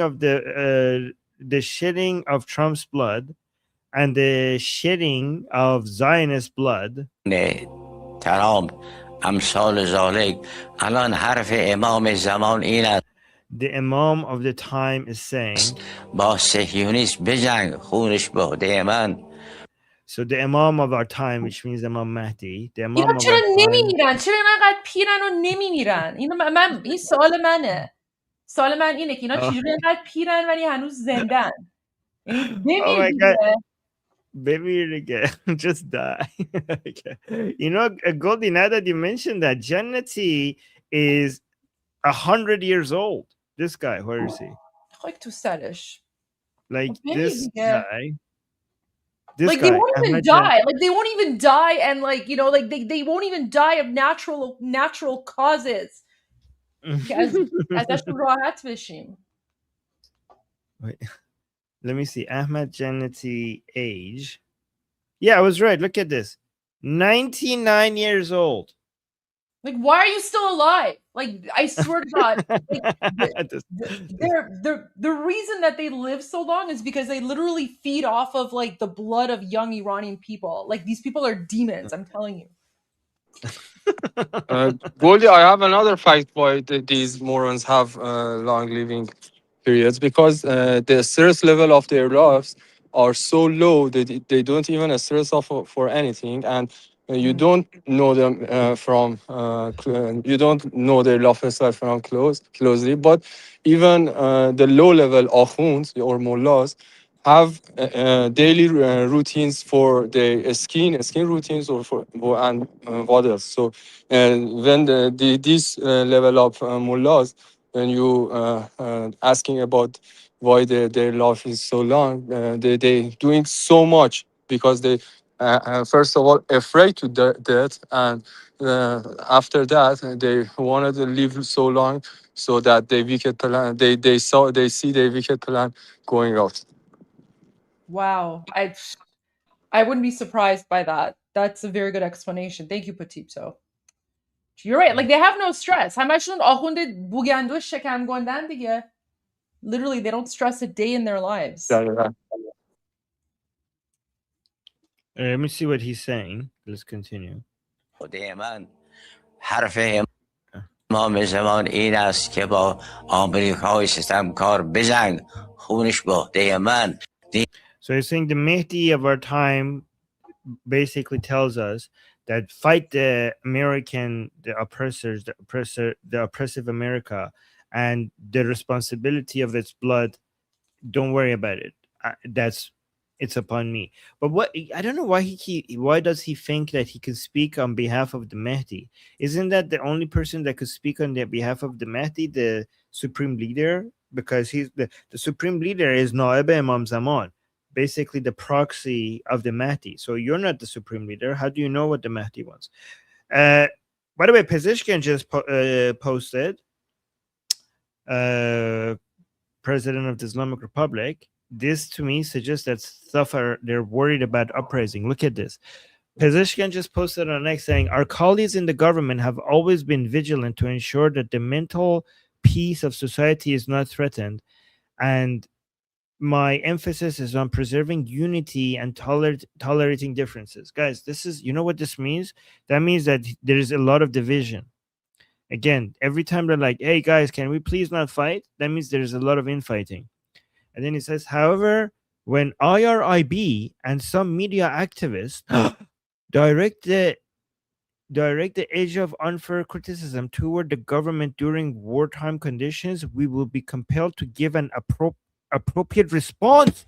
This is not in the country's best interest. Guys, they're making their fights public. Look at this. Pezeshkian is fighting the state TV. Look at that. Oh my God. I told you guys, we told you here that right now, you know, when we started Iran Revolution Live, we told you guys that right now their infighting is behind the scenes, behind closed doors, but we have signs of it that is happening. But we also told you that this is not sustainable, and at some point their infighting, their division will become so public that they will publicly come out and call out each other. And you can see that that's happening more and more. Well, this is great. This is a great update. And let me see another update from Pezeshkian. Let's see. مسعود پزشکیان به دلیل ملاحظات امنی و امکان برخی واقعیت رو نداریم. Oh, this is good. So Masoud Pezeshkian, in a meeting with the minister and deputies of the Ministry of Economy, said, in conditions where the government, due to national and security considerations, cannot express certain realities, the Islamic Republic of Iran Broadcasting (IRIB) also has no right to engage in disrupting public opinion and blackening the government's performance through one-sided and unsubstantiated analysis. You know what he's saying? You know, do you want me to translate this to you guys? I know it's already in English, but I could give you the actual translation. He's saying that we have dirt on you. Pezeshkian is saying we have some information about you, state TV, state media, that we are being caught, we're not sharing for national security purposes. So he's basically saying, watch yourself. You're speaking against us, but we're not speaking against you, even though we can. We are holding ourselves back, and you are not. So this is a warning, basically, right? He's saying it's unfair that you get to speak crap about us, but we're not speaking crap about you for the sake of unity. That's what he's saying. Yeah, ooh, spicy Armin. I know, right? Like, guys, drama. So he continued, in conditions where the country's economy is directly affected by the war with America and Israel, restrictions stemming from economic sanctions and commercial pressure, including the naval blockade, it is not possible to attribute all price fluctuations solely to the government's performance. So, guys, the reason why they're trying to blame Pezeshkian so it's interesting, because you would think that the extra Durka jihadi minded people would be motivated to say that the economy is crashing. It's not the Islamic Republic's fault. It's the Americans' fault and the Israelis' fault. That would seem like the right thing to do, to not blame the Islamic Republic. But it's actually interesting. But the Islamic Republic followers are actually motivated to do the opposite, to actually blame the regime, but not all of the regime, parts of the regime, the Pezeshkian part of the regime, because they're now trying to make a evil boogeyman Zionist infiltrator, enemy out of Pezeshkian, so that when they are forced to do some concessions, and when it comes to the negotiations with the United States, they could blame him for it. So unlike what most Westerners would think, most Western analysts would think that, oh, the Islamic Republic, would they be motivated to say that the economy is crappy because of our bad performance? Or is it because of United States and Israel? You would think that the Islamic Republic supporters would be like, no, it's not because of our bad performance. It's because of United States and Israel. But no, it's actually not the case. They're saying it's because of our bad performance, because they're trying to demonize Pezeshkian so that they could blame crap on him in the future, right? Saying Pezeshkian, guys, this is actually a very nuanced detail that most people wouldn't get. So you guys are a lot more informed because of that, right? So Pezeshkian added, in some narratives, it is implied as if none of these factors exist and all problems stem from the government's performance. Guys, remember we told you this. We told you this when the internet was cut. I was here. I told you exactly that they're going to we predicted this happening. We said that they're going to blame Pezeshkian for all the economic situation instead of blaming the war, right? I also mentioned that one of the reasons that they brought the internet back is to make it seem like Pezeshkian has actually more control. There are many reasons, but one of them is to try to pretend that Pezeshkian has actually more control than he actually has, so that they could throw him under the bus when when they have to be flexible to the Americans. Yeah, Sarah saying, yeah, you called it. Yeah, guys, you remember this, right? We predicted exactly this happening, and it happened. Oh, okay. So, this isn't last. Yeah, guys, we're like way into the Q&A time. So, last one that I'm going to read is this guy. This is Javad Larijani. This is the brother of the now dead Larijani here. Look at this. This Ali Larijani. He has two brothers. خب برادران دالتون we call them. So this is one of the two brothers. The other one is a mullah. So this Javad Larijani is the brother of Ali Larijani. The Larijani brothers are very like their own sect, and they're very important. And the most important Larijani was Ali Larijani, and now he's dead. The other Larijani, by the way, where is he? Sadiq? Is he Sadiq? Is he here? He was meant to be. Okay, where is this? Muhammad Larijani. This is another Larijani. Where is it? There's another Mullah Larijani, and he was supposed to be the supreme leader. Like, oh yeah, there we go. Sadiq, I was right. Sadiq Larijani. So see, Sadiq Larijani, Muhammad Larijani, and Ali Larijani. There were three Larijani brothers, and the Ali one is dead. And this Sadiq Larijani here, he was competing to be the next supreme leader, but Ali Khamenei stopped that from happening. And this is Muhammad Larijani. Okay. And this is Javad Larijani. Okay, so let me see. Iran does not need Pakistan to mediate with the United States, and Parliament Speaker Muhammad Baqir Ghalibaf's trip to Islamabad was a mistake. So that's interesting. Javad Larijani is saying Ghalibaf's trip to Islamabad was a mistake that carried out major costs, said Muhammad Javad Larijani. So this is going to give us some clues with regards to Muhammad Javad Larijani. Oh, okay. So this is, I was like, where is it? Where is Javad? This is Muhammad Javad. So here it says Javad Larijani, but on our Boom Boom sheet, it said Muhammad Larijani. So it's basically the full version is Muhammad Javad Larijani. Okay. So it's the same guy. So Muhammad Javad Larijani, once an advisor to Iran's slain supreme leader. So we need to figure out where the Larijani brothers are standing right now. So given that he's taking a position against Ghalibaf, that means that the Larijani brothers, the two remaining Larijani brothers, are moving towards Vahidi and Jafari and away from the supreme leadership and Ghalibaf, because the supreme leadership is now moving closer to Ghalibaf. Given that Larijani is moving away from Ghalibaf, I'm thinking that the Larijanis are betting on the Vahidi camp winning. So that's what might be the reason why he's taking a position against Ghalibaf. Okay, it's really important to know. So we haven't talked about the Larijani brothers for a while, because after their brother died, that segment is now weaker than before, but they're still powerful. So we do need to pay attention to them. So this is what he said. So Pakistan's prime minister is a good person, but there is no need for him to bring us and the Americans together in order to negotiate. He should know how to mediate. He said, oh my God. He said, Ghalibaf should know how to mediate. We want to talk to the United States ourselves.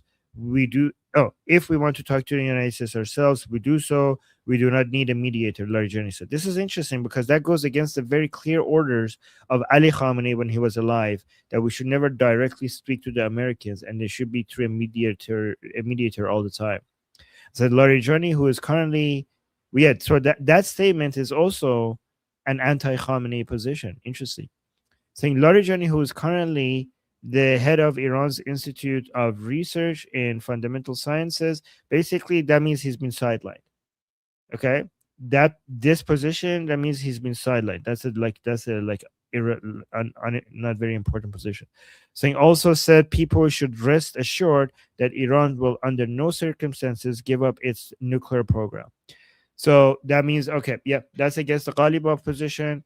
That's against Mushtaba's attempt to find a way to be flexible to the Americans without losing face internally. That to me suggests that Larijanis are reading the writing on the wall, and they're betting, they're going all in on the IRGC Vahidi camp. Let me know if that makes sense. That's very interesting. All right, so guys, غرق انقلاب است. I clicked on the super chat. It kicked us all out, and it kicked Patipto out too. Okay, you're muted. Sorry, that was no idea what happened there. Okay. I think Goldie is doing this on purpose. No, I'm not. You're trolling me. No, I was trying to set it up. But... just sure. Okay, Goldie. Oh my god. Oh, guys, we need to go through the super chats fast, uh, because we have so many. Let me actually get my group discussion. Wow, guys, thank you so much for all the support. Okay, let's go through these. Reincarnation Entertainment, thank you. Saying thank you for the super chat. Saying good luck with everything, Armin. Well, thank you. Good luck to you as well. Guys, were those updates helpful? Because I think that I went into so much detail, and the people who have been following us for a while, they understand the nuances, because we have built like the foundations for the people who have been following us to make sense of everything I said. Okay, Amir saying very helpful. Okay, good. If you didn't understand any parts of it, or if you want to go into more details, or if you want me to make it simplify it, or even make it more nuanced, come to the discussion group and and ask me about it there, and I could go more detail, less detail, more simple, more nuance. Okay, so come and talk to me in the discussion group. Okay, and thank you, Reincarnation Entertainment. And then we have Mark Dennis with a super chat saying chills. Armin Navabi Aziz, this is fantastic work. Well, thank you. The video, you like it? Oh, let me bring up Patito. Oh, wait. Let me bring him up. I'll do it. Okay, there we go. This is fantastic work. You are an actor of change, of liberty, of righteous victory over evil. Oh my God. Wow. You know what? Let me screenshot that. That's pretty cool. Okay. Payende Iran Javid Shah. Thank you, Mark. That's an epic compliment. Holy crap. Thank you. I'm gonna remember that. And then we have Ian. Thank you, Ian, for the super chat. Saying, wow, oh my God, free Iran, Javid Shah, King Reza. Well, thank you. Yes, exactly. Javid Shah, back at you, Ian. And then we have PC with a super chat saying, hello, Goldie and Armin. Here is latest from UK. Look at this, guys. We have PC giving us latest from the UK while supporting us. And we had a Christian coming up and giving us updates from Norway. Isn't it awesome? You guys support us and update us at the same time. Saying, here's the latest from UK. Muslim Association of UK Police. Wait. Muslim, is that a thing? Am I reading this? Muslim Association of UK Police has been revealed to be pro-Hamas, not good for integrity of police in UK. Wait, do you? Huh? Oh my God! I didn't even know that's a thing. Oh my gosh! What is going on in this country? What are you doing? Stop it. Okay, I'm gonna look into that. Oh my God. All right, I'm gonna keep that star because I want to come back to that. Thank you for telling us no. Okay, MPC. Okay, and then push up saying YouTube censorship won't let me troll criticize. Okay, good. So I'm just kidding. Well, no, I'm just kidding. But thank you for the. Wait, let me see much shorter. I'm researching and asking, and getting researching and answering your questions at the same time. Thank you, push-ups. All right, so Fleshy Interloper with a super chat saying, "Arm the people." 100% agree. Arm the people. Okay, hold on.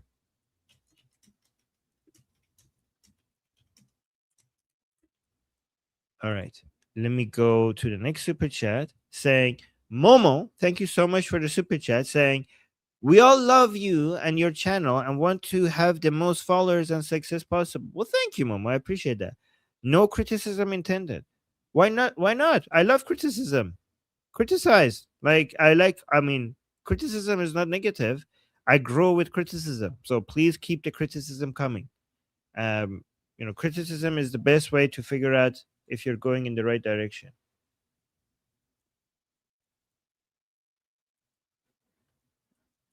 Okay. And then let's go to the next super chat. Thank you, Momo. Thank you for the support. Let me see, guys. I try not to have any guard against good criticism. Yeah, every time I get criticism, well-intentioned, criticism, I see it like as free treasure that is just being handed over to me. So it's good not to get your guard up when people are criticizing you. It's the best thing. Is people like, oh my god, they're giving me their experience and knowledge for free. They're just giving it to me. That's amazing. That's why I'm so grateful to Goldie. And okay, next super chat. Sarah is saying, chat challenge. Next time you go to a coffee shop, tell them your name is Javid. Guys, oh my god, this is great. Look at this. Next time you go to a coffee shop, tell them your name is Javid Shah. Then when your coffee is ready, they will have to shout Javid Shah for everyone to hear.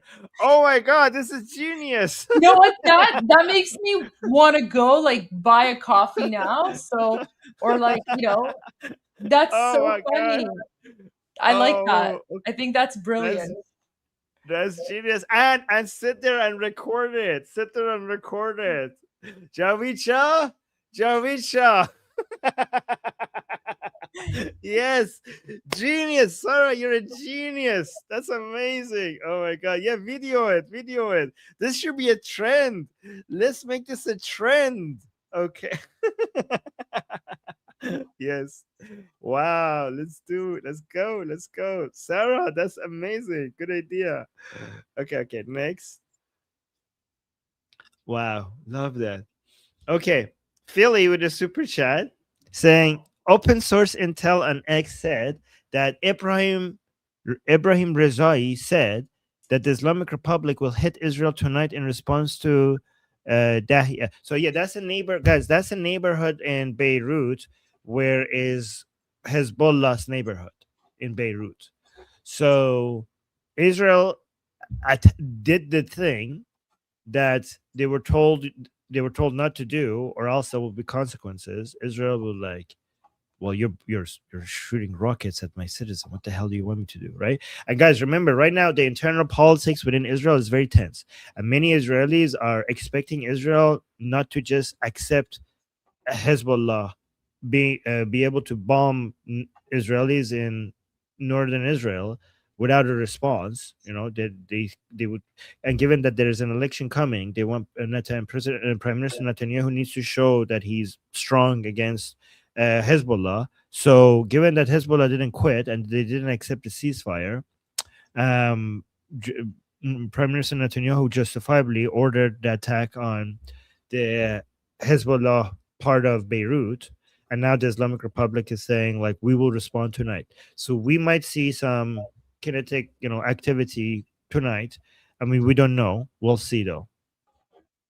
Well, I mean, the breaking news is that Israel basically boomed Hezbollah headquarters in Beirut, right? Because that was the breaking news that came up when I was doing my live hit on Newsmax. So that's what she asked me about right away. Yep. And now everybody's waiting to see if the Islamic Republic is going to respond.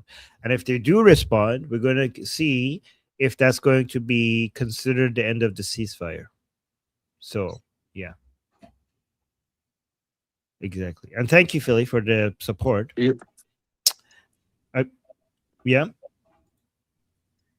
Oh, let me see. Sorry, I think my voice is delayed. Do you have my voice? Yeah. Yes.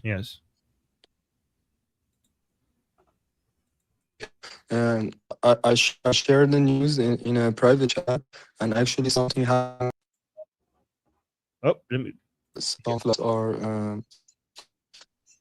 flags are changing the destination, and I think it's a primer thing for the roads gonna shoot at in Iran's sky. Something's happening in Iran for sure. Here's the second one. So we're seeing some activity here. So holding pattern near Mehrabad Airport, Tehran. Okay, we'll keep an eye on this. Thank you. Thank you. Okay. So guys, we might be seeing some boom booms pretty soon. We'll see. And then Mark, thank you so much, Mark, for the super chat saying Master Goldie takes on her, what is that? Padawan. I think it's like a Star Wars reference. Yes, it is Star Wars. Oh my god. Thank you. Armin Navabi, training him in the ways of the YouTube. Oh the IRGC trembles as Khomeini rolls over inside the freezer. Yay, that's good. Wow. Okay, thank you. Did I pronounce that right? Sorry, guys. I should know. Yes, it is. Okay, good. Goldie is a Jedi. Yes. Master Goldie. I don't know about that, but oh, now we know what to do with your ad. So I have the Monopoly Man look. Potipto has the ancient Persian warrior look. You should have like a master Jedi master oh look. gosh. No, I don't think No, I don't think that suits me. It does. Jedi master Jedi, yes. Okay. So thank you, Mark. And then we have Niusha. Thank you for the super chat saying episode 162 made me dream about which episode we will have when Islamic regime finally falls. Oh my God. Can you imagine? What a glorious day. What kind of episode will it be, Goldie and Armin? I'm just manifesting. Javidsha. What do you think, Goldie? What is Iran Revolution Live? What that episode is going to be like when Iran is free? Oh my gosh, I can't even. I mean, it's going to be a lot of crying, a lot of celebration, I think a lot of screaming, just happiness, right? And then I don't know, Yeah. I might have to cut it short to go celebrate out in the streets or something because it's going to be like absolutely hectic. I mean, all Iranians, not just in Iran, but all around the world, right? Would you go to the streets and I go live and we could you could come in from the streets every once in a while? Can we do that? Yeah, because I mean, at that point, the bounty on my head won't be there anymore, right? Because no one's going to be around to pay it. Yeah. So we will have Potipto inside Iran celebrating, you in the streets in the West celebrating, and I will basically live stream it and I'll check in with you guys and with the chat at the same time. There you go. That would be what we're going to do, right? So yeah, I'll set up the live, everything. I'll manage the live while Goldie and Potipto keep telling us what's happening with the celebrations on the ground. Okay. We got great, Nusha. Because of you, now we have a plan. See, thank you for that. All right, and now we have another super chat. Casey, can you imagine, guys, that happening? Oh my God. Casey, thank you for the super chat saying, Armin, did you send Potipto the State Department video? Yes, because of you. Because when your super chat came, and I was like, oh crap, I didn't do that. But I sent it to him while I was like going through the news, and I was like listening to President Trump. Because of your super chat, I sent him the link, and then he responded as well. He was like, awesome. So you are the reason why I did share that with him. Okay, so thank you for that. Thank you for the reminder. Potipto's internet is not good, so he's keep coming in and out. And then we got another super chat by T. Thompson saying, thank you for your courage and sacrifice to carry the message of the Iran people. Thank you, Thompson. Thank you for the kind message. Saying, I have watched every Iran Revolution live since I found you through Tusi. Oh my God. Well, thank you, Tusi. Thank you for being here. Thank you for being here. And thank you, Tusi, for introducing, bringing T. Thompson to us here. Great to have you here. And then Madbrick, thank you so much for the super chat saying, support people of Iran on the ground. Yes, that's what we're trying to do. That's the whole Madbrick. That's exactly the point of the Arm Us campaign that we started here on Iran Revolution Live, is to is because we think that's the best way to support them on the ground. Let me know if you agree, by the way. That's what we're trying to do. And then we got another super chat from Mark. Thank you so much, Mark, saying Trump does not want to confirm if Mujtaba is in Iran is telling of significant operational control. Yeah, that's a good point, actually. Yeah. I think they have eyes everywhere. I think that the Americans and Israelis know exactly what's happening. And I think, here's the thing. I think Mujtaba knows this. I think Mujtaba, unlike what they pretend, doesn't want to die. I think Ghalibaf. So, guys, for Mujtaba and Ghalibaf, this is not personal, right? I think, unlike what they claim, Mujtaba doesn't want to die. I think Mujtaba is traumatized. And because of the experience that he had with the explosion. And I think Ghalibaf is scared. And for them, everything that they're doing is trying to stay alive. And I think that's why Mujtaba, is not really, the only reason why he's not betraying all of the ideals of the Islamic Revolution is because if he does, he will lose his supporters. But I think Mujtaba is actually interested in a deal because he's scared of going back to military operations, because I think both Ghalibaf and Mujtaba know that it's going to be easy for the Americans and Israelis to kill them if we go to kinetic operations.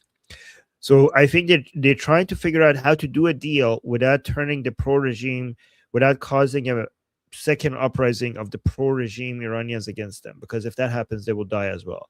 So they're kind of stuck between a rock and a hard place. They think that if we don't do a deal with the Americans, they're going to kill us. But if we do a deal with the Americans, then the regime supporters will turn against us, and then the regime will be toppled, and then the Iranian people will kill us. So they're trying to figure out how to stay alive, and it's not easy. Thank you, Mark, for the super chat. And then we have Dom Dividend. Thank you so much for the support. Just a super sticker and supporting us. Thank you so much. And I love your user profile, by the way. Thank you. And then, yeah, we Iranians like lions a lot. When we see lions, we're like, that's cool. Yes. All right. And Jonathan, thank you so much for the super chat, saying Kristen Welker, I don't know if I pronounced it right, saying BA in American history.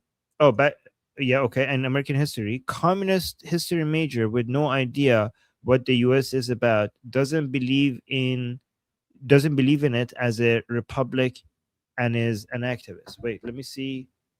Was that the person who was interviewing? Is that the lady with the big crazy eyes? Oh, okay. So the interviewer of Trump.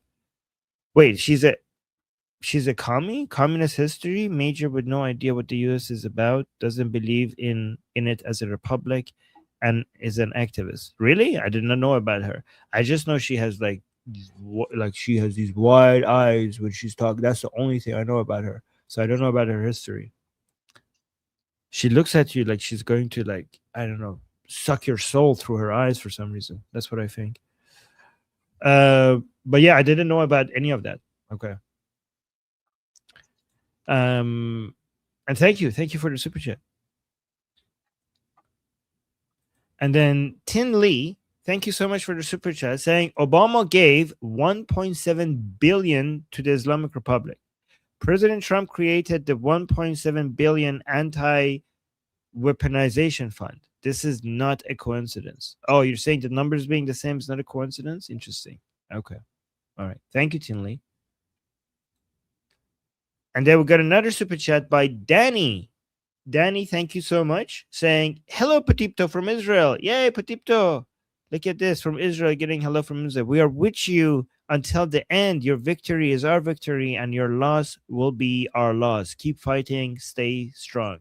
Patipto, that was for you. Is Patipto here? I think his internet is not that good. I'll tell him. Danny, I'll tell him. Yeah, I'll tell him. And thank you, Danny. And then we got Donald Johnson saying, Darude, thank you for what you do. And thank you, buddy, Donald. Thank you so much for your kind message. Darude, thank you for what you do and taught me a lot, love. Oh, taught me a lot. There's a dot there. Sorry. Taught me a lot. Love you, Goldie and Armin. Well, thank you, Donald. We love you back. And the Iranian people.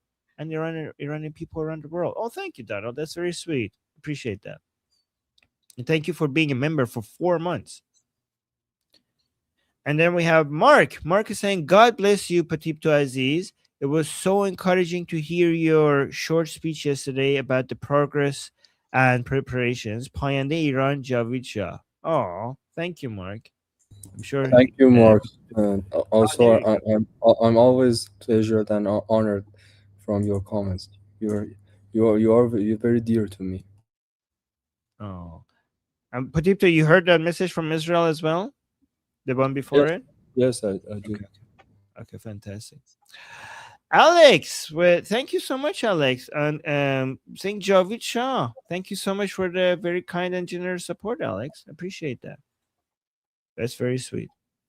And then we have veteran Hoffman, member for 1 month. And again, thank you so much, Hoffman, for your service. Thank you for being a member here. And then we have Chris. Chris saying, thank you, Goldie and Armin. I've been coming across opposition to Reza Pahlavi based on the previous Savak police from the Shah. Has Reza talked on this at all, or do you a reasonable rebuttal to these arguments? Yes, I actually have been debating Savak on the Persian channel for years. So I don't know how much detail you want me to go into. And yes, Prince Reza Pahlavi has spoken about Savak, and he has written about Savak, and his father has talked about Savak and the accusations against Savak. So I don't even know how much detail you want me to go into. I'll just give you the summary of it, okay? Savak defended Iranian people. Savak defended Iran. When they closed Savak, Iran collapsed, and the mullahs managed to take away Iran from us, which I don't think it was a coincidence. I think Savak was the wall. Savak did everything in his power to stop the Iranian people to fall in the hands of communists.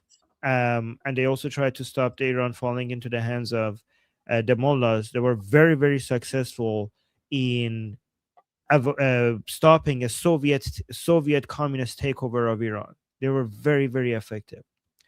And they did this with their hands tied, right? Because Savak was actually, relatively to other intelligence operations around the world, very, very had very, very high standards.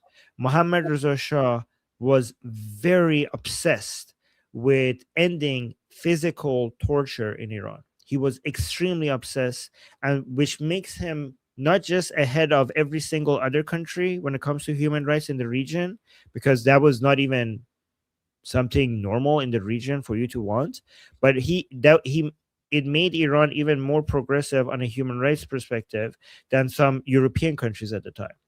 So Savak at the time of Mohammad Reza Shah was obviously not perfect. There's no system that is 100% perfect. And obviously there are things that some people might have done that Mohammad Reza Shah would not approve of. Obviously, Mohammad Reza Shah, there was some disagreements between Mohammad Reza Shah and Savak regarding how harsh and how brutal they need to be, but their standards and their practices were very high from a human rights perspective compared to every other country in the region, and they were constantly getting better. And there was so much limitations on them, and there's so many lies against them. And which I don't know if I should go to. Like, we could talk about them more and more detail. If you want to come in our discussion group and talk about that, I could go into a lot more detail. But during Shah's, like, there was no physical torture, and maybe sometimes some official or some agent maybe like physically punch somebody or hit somebody, which was obviously not systemic. It was not the policy. But we've seen in Israel and United States, obviously you can't control every single agent all the time. Some people do certain things that is not government policy. But Mohammad Reza Shah was very, very successful in ending physical torture inside Iran, at least from a systemic perspective. I don't know if there are anecdotes for sure, but systemically, he was obsessed with making sure there's no. And the treatment of prisoners in Iran was ridiculously good. Like, you could see people who were terrorists that had bombings in their record, were given entire painting studios in their prison, and they were released in 2 or 3 years, and with shortened sentences for good behavior all the time. There were so many accusations against, for example, prisoners in Iran during the Shah's time, and Mohammad Reza Shah challenged the international community to come and check the prisoners and investigate. There's documentaries on this that I've shown to you guys. That people go and interview this. Like, it's interesting because they ask the prisoners what's their main complaint. What was their main complaint? And their main complaint was the brand of the cigarettes that they had, and the brand of the soaps that they had. Those were some of the main complaints from the prisons, which shows you how well the conditions of the prisons were. So, what with regards to Prince Reza Pahlavi's opinions on Savak, Prince Reza Pahlavi in his book acknowledged some mistakes by Savak, but his overall position is in defense of Savak, obviously. Also, Prince Reza Pahlavi thinks that given how successful and widespread the anti-Savak propaganda is in the world right now, we should not lean into using Savak symbolism, because that's we should pick our battles. He said, like, right now we don't have time to educate the world. Basically, he says that this is going to cause more problem than benefit. So that's his position right now. He asked the Iranian people to not wear Savak costumes or bring Savak symbols. He says that's not our battle right now. When it comes to correcting history and educating people, this is not the time. That's going to take a long time.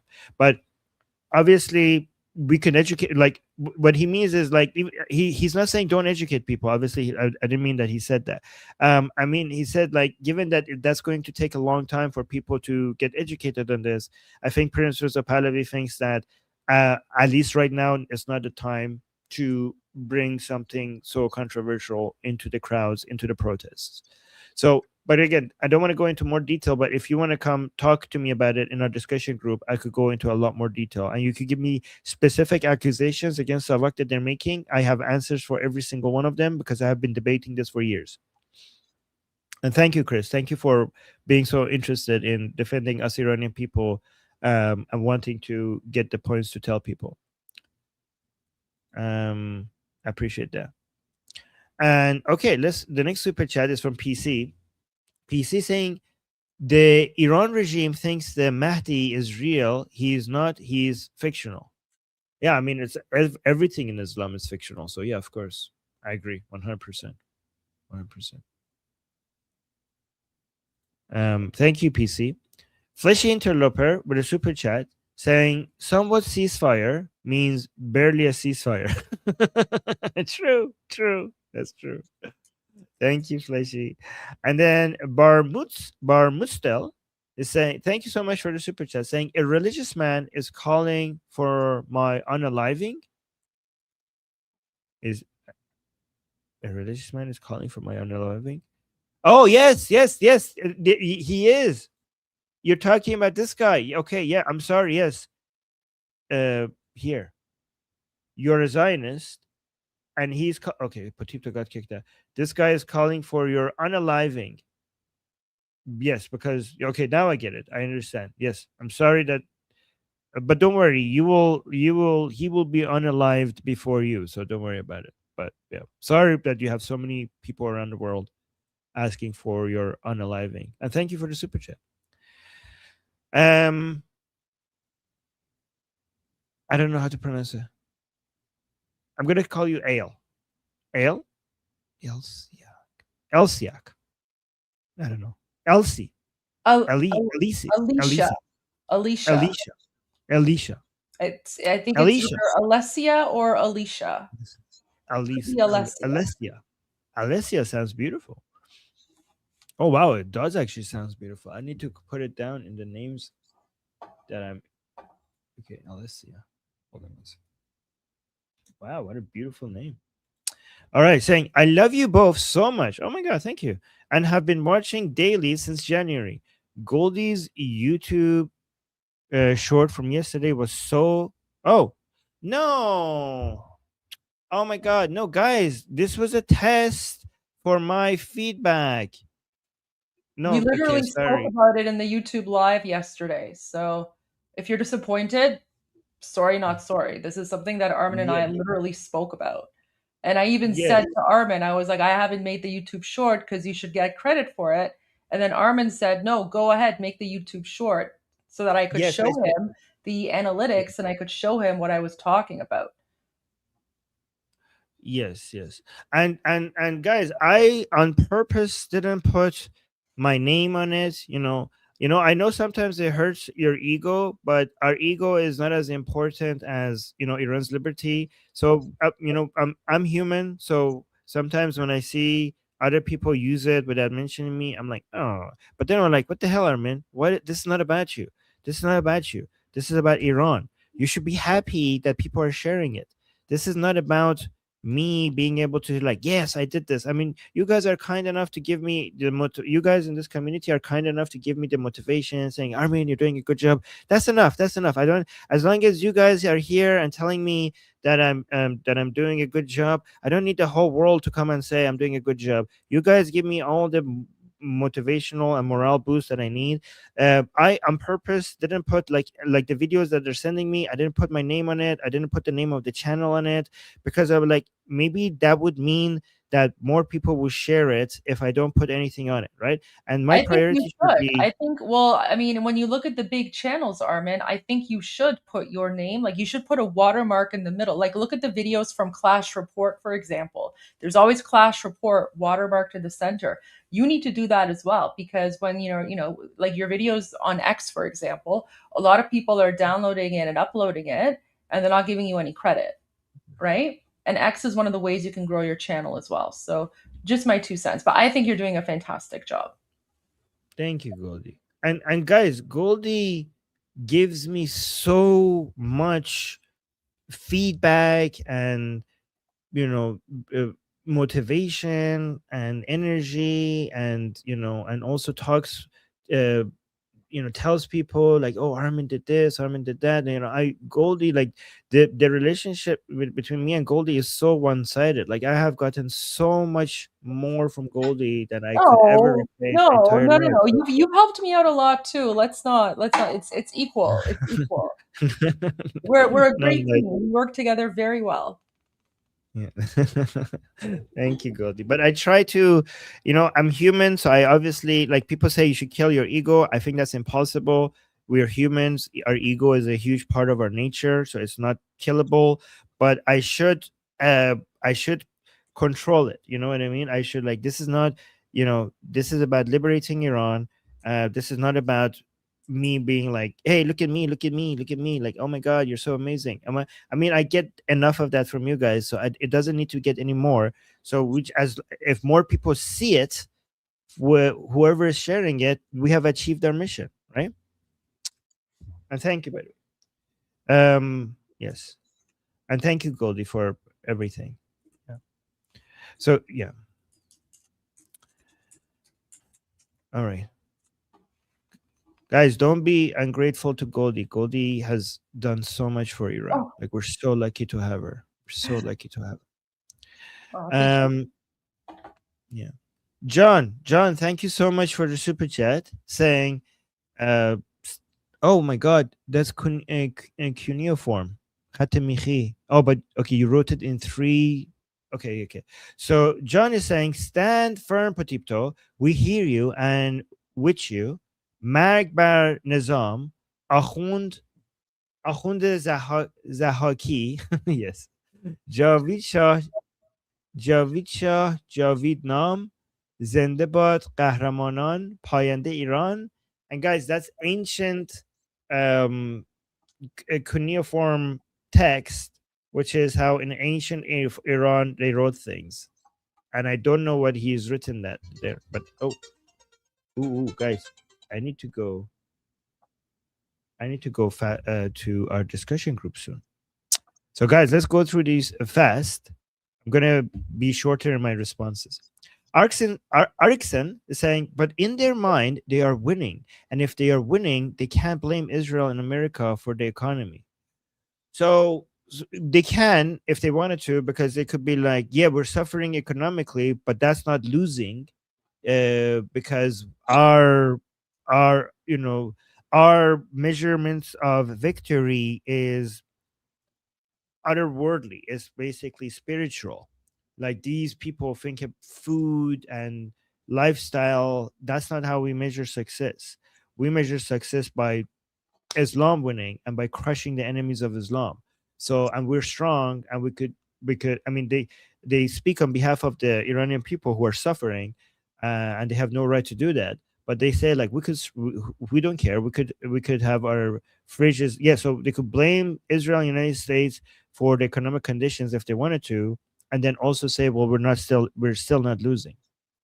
But I think they're purposefully deciding to choose to blame Pezeshkian because there's a strategy there. But that's a good point, Erickson. That's a good point that you brought that up. Good question. Mark is saying, LOL, the tech gods have brought us a message. They say, bepish, bepish. Okay. No, that was Goldie trolling us. I know. Like, she's going to deny it, but that was her trolling us. No, I wasn't. Yeah. Well, no, you were, because I kept on saying that when it comes to Tusi, it wasn't me who made that video with you as a belly dancer. It was you. I am not. See, okay, so then that was you. Then you were really. So then that was you Fine, too. I'll take it. I'll take it. Okay, there you go. Okay. All right. And then we have the underdog saying, Javid Armin. Yeah. Okay. Well, thank you. Javid the underdog. Javid, everyone here. How about that? Thank you. And then Mark with the 5 membership gifts for the people in the for Liberty Politics. Thank you, guys. Thank you, Mark. Appreciate that. And then you also with the comment saying 5 memberships as thanks for saying my super chat was epic. Well, okay. Well, thank you, Mark. Oh my God, that's nice. And then we got Sherry saying, I am back from my trip. Oh, Sherry's back. Miss you all so much. Sherry is back. Welcome Amazing. back. Welcome back. Hopefully you enjoyed your trip. And then PC saying, Goldie, Wikipedia bias in its article on you, just like it's bias. Oh, people hate me on Not read that? Wikipedia. That's fine. Yeah, it's nonsense. It's nonsense. According to Wikipedia, I'm like a criminal, so it's all good. Whatever. No one cares about Wikipedia anyway. Okay. That just means I'm doing something right, because people are so triggered by me that they literally go to my Wikipedia and they like put all this like nonsense about me. So it's all good. Okay. All right. And then we have Yuli. Yuli saying, when Iran sorry if I mispronounced it, your name. Yulia saying, when Iran becomes free, we need to establish a new holiday, the third Purim. Okay. Yes, that's good. Yep. Okay. Yeah, I think the day that the regime falls is going to be our Independence Day, our founding of our rebirth. Yeah. I think that would be the day. And then Lisa with a super chat saying, I came from 2CTV2. I want to thank you, Goldie and Armin, for all you do to educate all of us. I have been here 2 months, joined the channel. Well, thank you, Lisa. Thank you for being with us. Thank you for being here. And then we have Mir with the super chat saying, reports in Israel about new Mossad chief Goffman firing his vice that was appointed the regime change mission. Oh, wait. Reports in Israel about his vice that was appointed the regime change mission. Well, I mean, I don't know what's going on there. Maybe we could talk about it in the discussion group. But I know that the new Mossad head is also in his speech, he was as committed for regime change in Iran as the older one, or maybe I'm mistaken. I'm going to ask my Israeli friends about this, because I know the previous Mossad head was very committed to. He has had a multi-year plan for the fall of the Islamic Republic. So hopefully the new Mossad chief is as committed as well. I need to talk to our group. We guys in our discussion group, it's not just like Iran experts. We have America experts, American politics experts, we have military experts, we have Israel politics experts, we have UK politics experts, like Nail Bunny there. So we have a lot of people there. So, and we now have also Cuba expert. So when you come there, you could ask about Iran, you could ask about Israel. There's usually people there that could answer your questions. And then KK with a $10 sticker, K Carnet. Well, thank you for the support. Okay, and then we have another super chat by Casey saying Mushali is definitely freezer burnt by now. Yes, it's fresh. Oh my god, guys! Like it must be stinky. Like you're not supposed to have a body out in the freezer for that long, are you? Like I don't know. Like maybe I don't know. Maybe there's not much of him left. I'm wondering, like, if you go to freezer and try to find Ali Khamenei, it's like just a bit of a this big of a pile of flesh, just on a plate or something in the fridge or something, next to the sandwich. Be careful, whoever is operating that, don't mix them. Okay, and then we have. People are saying gross. Sorry for that image. Okay. And then Robert first, our first honorary Iranian, saying God bless you for educating the world. And also first, yes, Robert is the honorary first honorary Iranian on our channel. Thank you, Robert, and thank you so much for always supporting us. And then Amir with a super chat saying you're doing a great job. Well, thank you, Amir.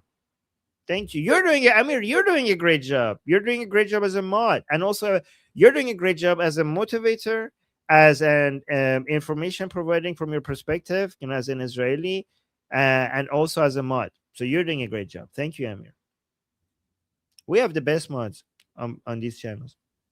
And then Todd, thank you so much for the super chat, saying Goldie is giving you great advice. You are a great team. She does give me great advice. I'm so lucky, guys. I know this, okay, because I've looked into this. The information that Goldie gives me regarding what to do to improve my YouTube channel is like really expensive. Like I've been looking at hiring experts, and they charge thousands of dollars to give me what Goldie gives for free to me. So it's true. Maybe I should start like a YouTube channel consulting thing. Oh yeah. There's like a guy my tagline would be I grew my YouTube channel over 200,000% in 6 months. True. That's actually that might be a good idea. Okay. But do that, but I would be, for me it would be free, right? Oh, 100%, of course. Okay. I was gonna say, well, then don't do it if you. Okay, good. That's good. Oh no, I'm at 300. So yeah, my tagline would be I grew my YouTube channel 300,000% in 6 months. Yes. See, I was worried because people are like, Armin, you just lost your free expert. I'm like, no, oh no, I shouldn't have said how much this cost. Okay. No, for you it's free. Happy to do it. Happy to help any way I can. Yeah, thank you.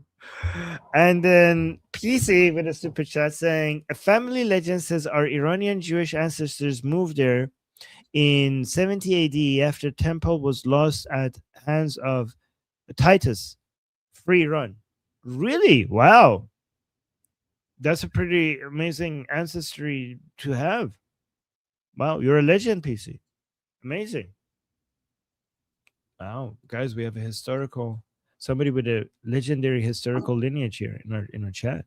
That's pretty impressive. Okay, guys, look at this. You know what's coming up. So guys, we have our discussion happening very soon. Our VIP session is happening soon. By the way, guys, at some point I'm going to make the VIP and premium session just for a short time, half price, so that we get a few more people, because I don't want the VIP section to be too busy. However, we have free segments. Okay, you don't have to pay anything to join our discussions. So today's discussion group is going to be for our VIP members. However, if you go to our calendar section and you want to come talk to us in our group calls, we have daily group calls. We're getting to a point where we have multiple daily group calls. But tomorrow our group calls is going to be free. So this is 12 p.m. is me, and then we have this Ali is going to be 6 p.m. Pacific time. You could come talk to him. We're adding a new person. His name is Guy, and he's an Israeli expert from Israel. So we're going to add those segments as well, so you could come talk to him about Israeli stuff. But right now, within the next, oh my God, I'm actually late. I should be there right now. So this segment is going to start right now, which you could come talk to me. Tomorrow's segment is going to be free. Let me put the link to our discussion group in the chat, so you could come join us over there. And by the way, Patipto, you're VIP, so you could come at any segments, premium, VIP, free ones, anytime you want. Okay, and yeah, fantastic. Guys, yesterday we have Patipto. It was amazing. Everybody was just talking to Patipto. Are you coming today, Patipto?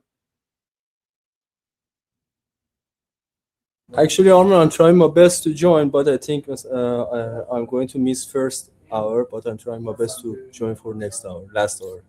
Second hour. Okay. Patipto will be there for the second hour there with us. Okay, fantastic. So guys, the discussion group, the link is in the chat. It's also on the QR code in the top right corner of the screen, and it's also in the bio of my YouTube channel, Liberty Politics. So hopefully I'll see you guys there either today or tomorrow. And you could also see it being live streamed on Liberty Politics YouTube channel. So I'll have it there as well. All right, Goldie, what are you going to be doing? You're muted. I'm doing a live stream in a couple of hours, and then going to watch a space documentary with my sister. Amazing. Fantastic. Yeah. Oh, nerding out. I love it. Okay. Pretty much. All right, guys. So yeah, that was us, and we'll see you again same time tomorrow. So until then, Goldie, can I do the long version that I do today? Sure. Okay. So because usually I do the long version on Liberty Politics, so I just wanted people to see it's getting longer and longer. So one day we're gonna fit in Taiwan here as well. We'll see. So this is the long version, guys. Say, I'm Israel Chai, Slava Ukrainia, Cuba Libre, Long Live America, God bless America, Javid Shah, Payande Iran. See you guys later. غرق انقلاب است.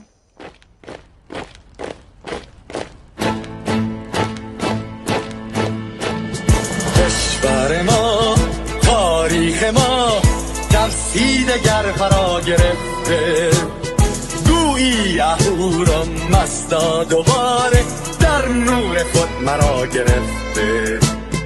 هشتون سرودی سر میدهم باز فارغ از رنج و تشویش، ایران غرق انقلاب است، به پیش به پیش به پیش. ایران غرق انقلاب است، به پیش به پیش به پیش. هن ای پدر، هن ای پسر، برخیز و باماش و هنگام، تا درد آن تجربه تلخ ما را نکشیده در خواب.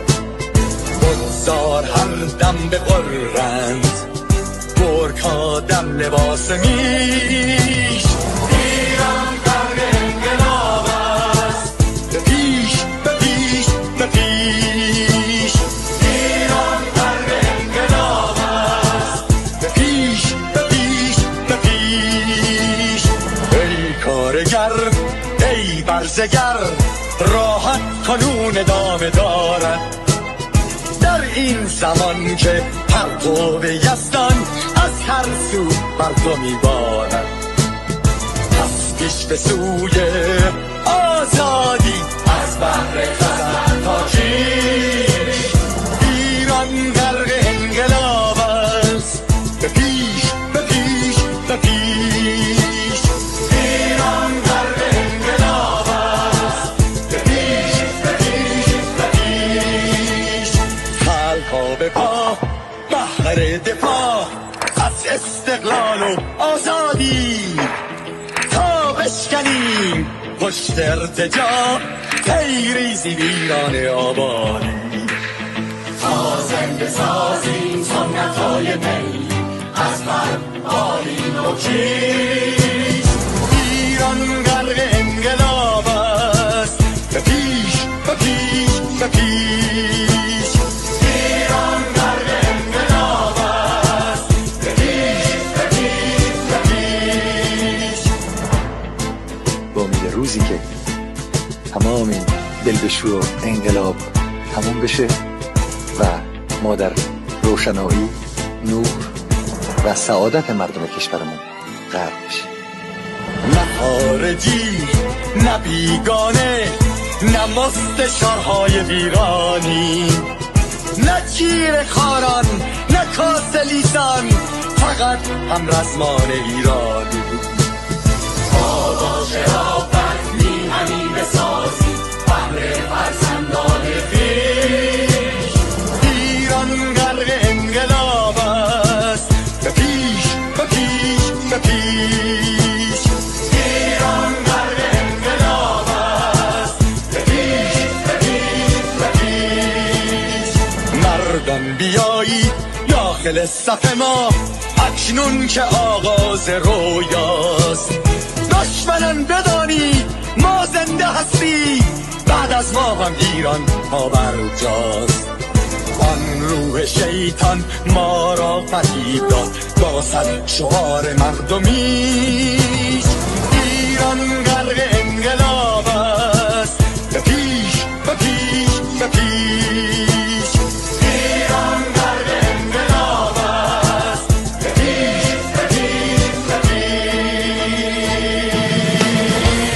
پرچم ما پرچم ایران غرق خون شهیدان روی شانه هامان حمل میکنیمش در هر خیابان و میدان تا ماسک دلقکان را برداریم از روی تسبیح و ریش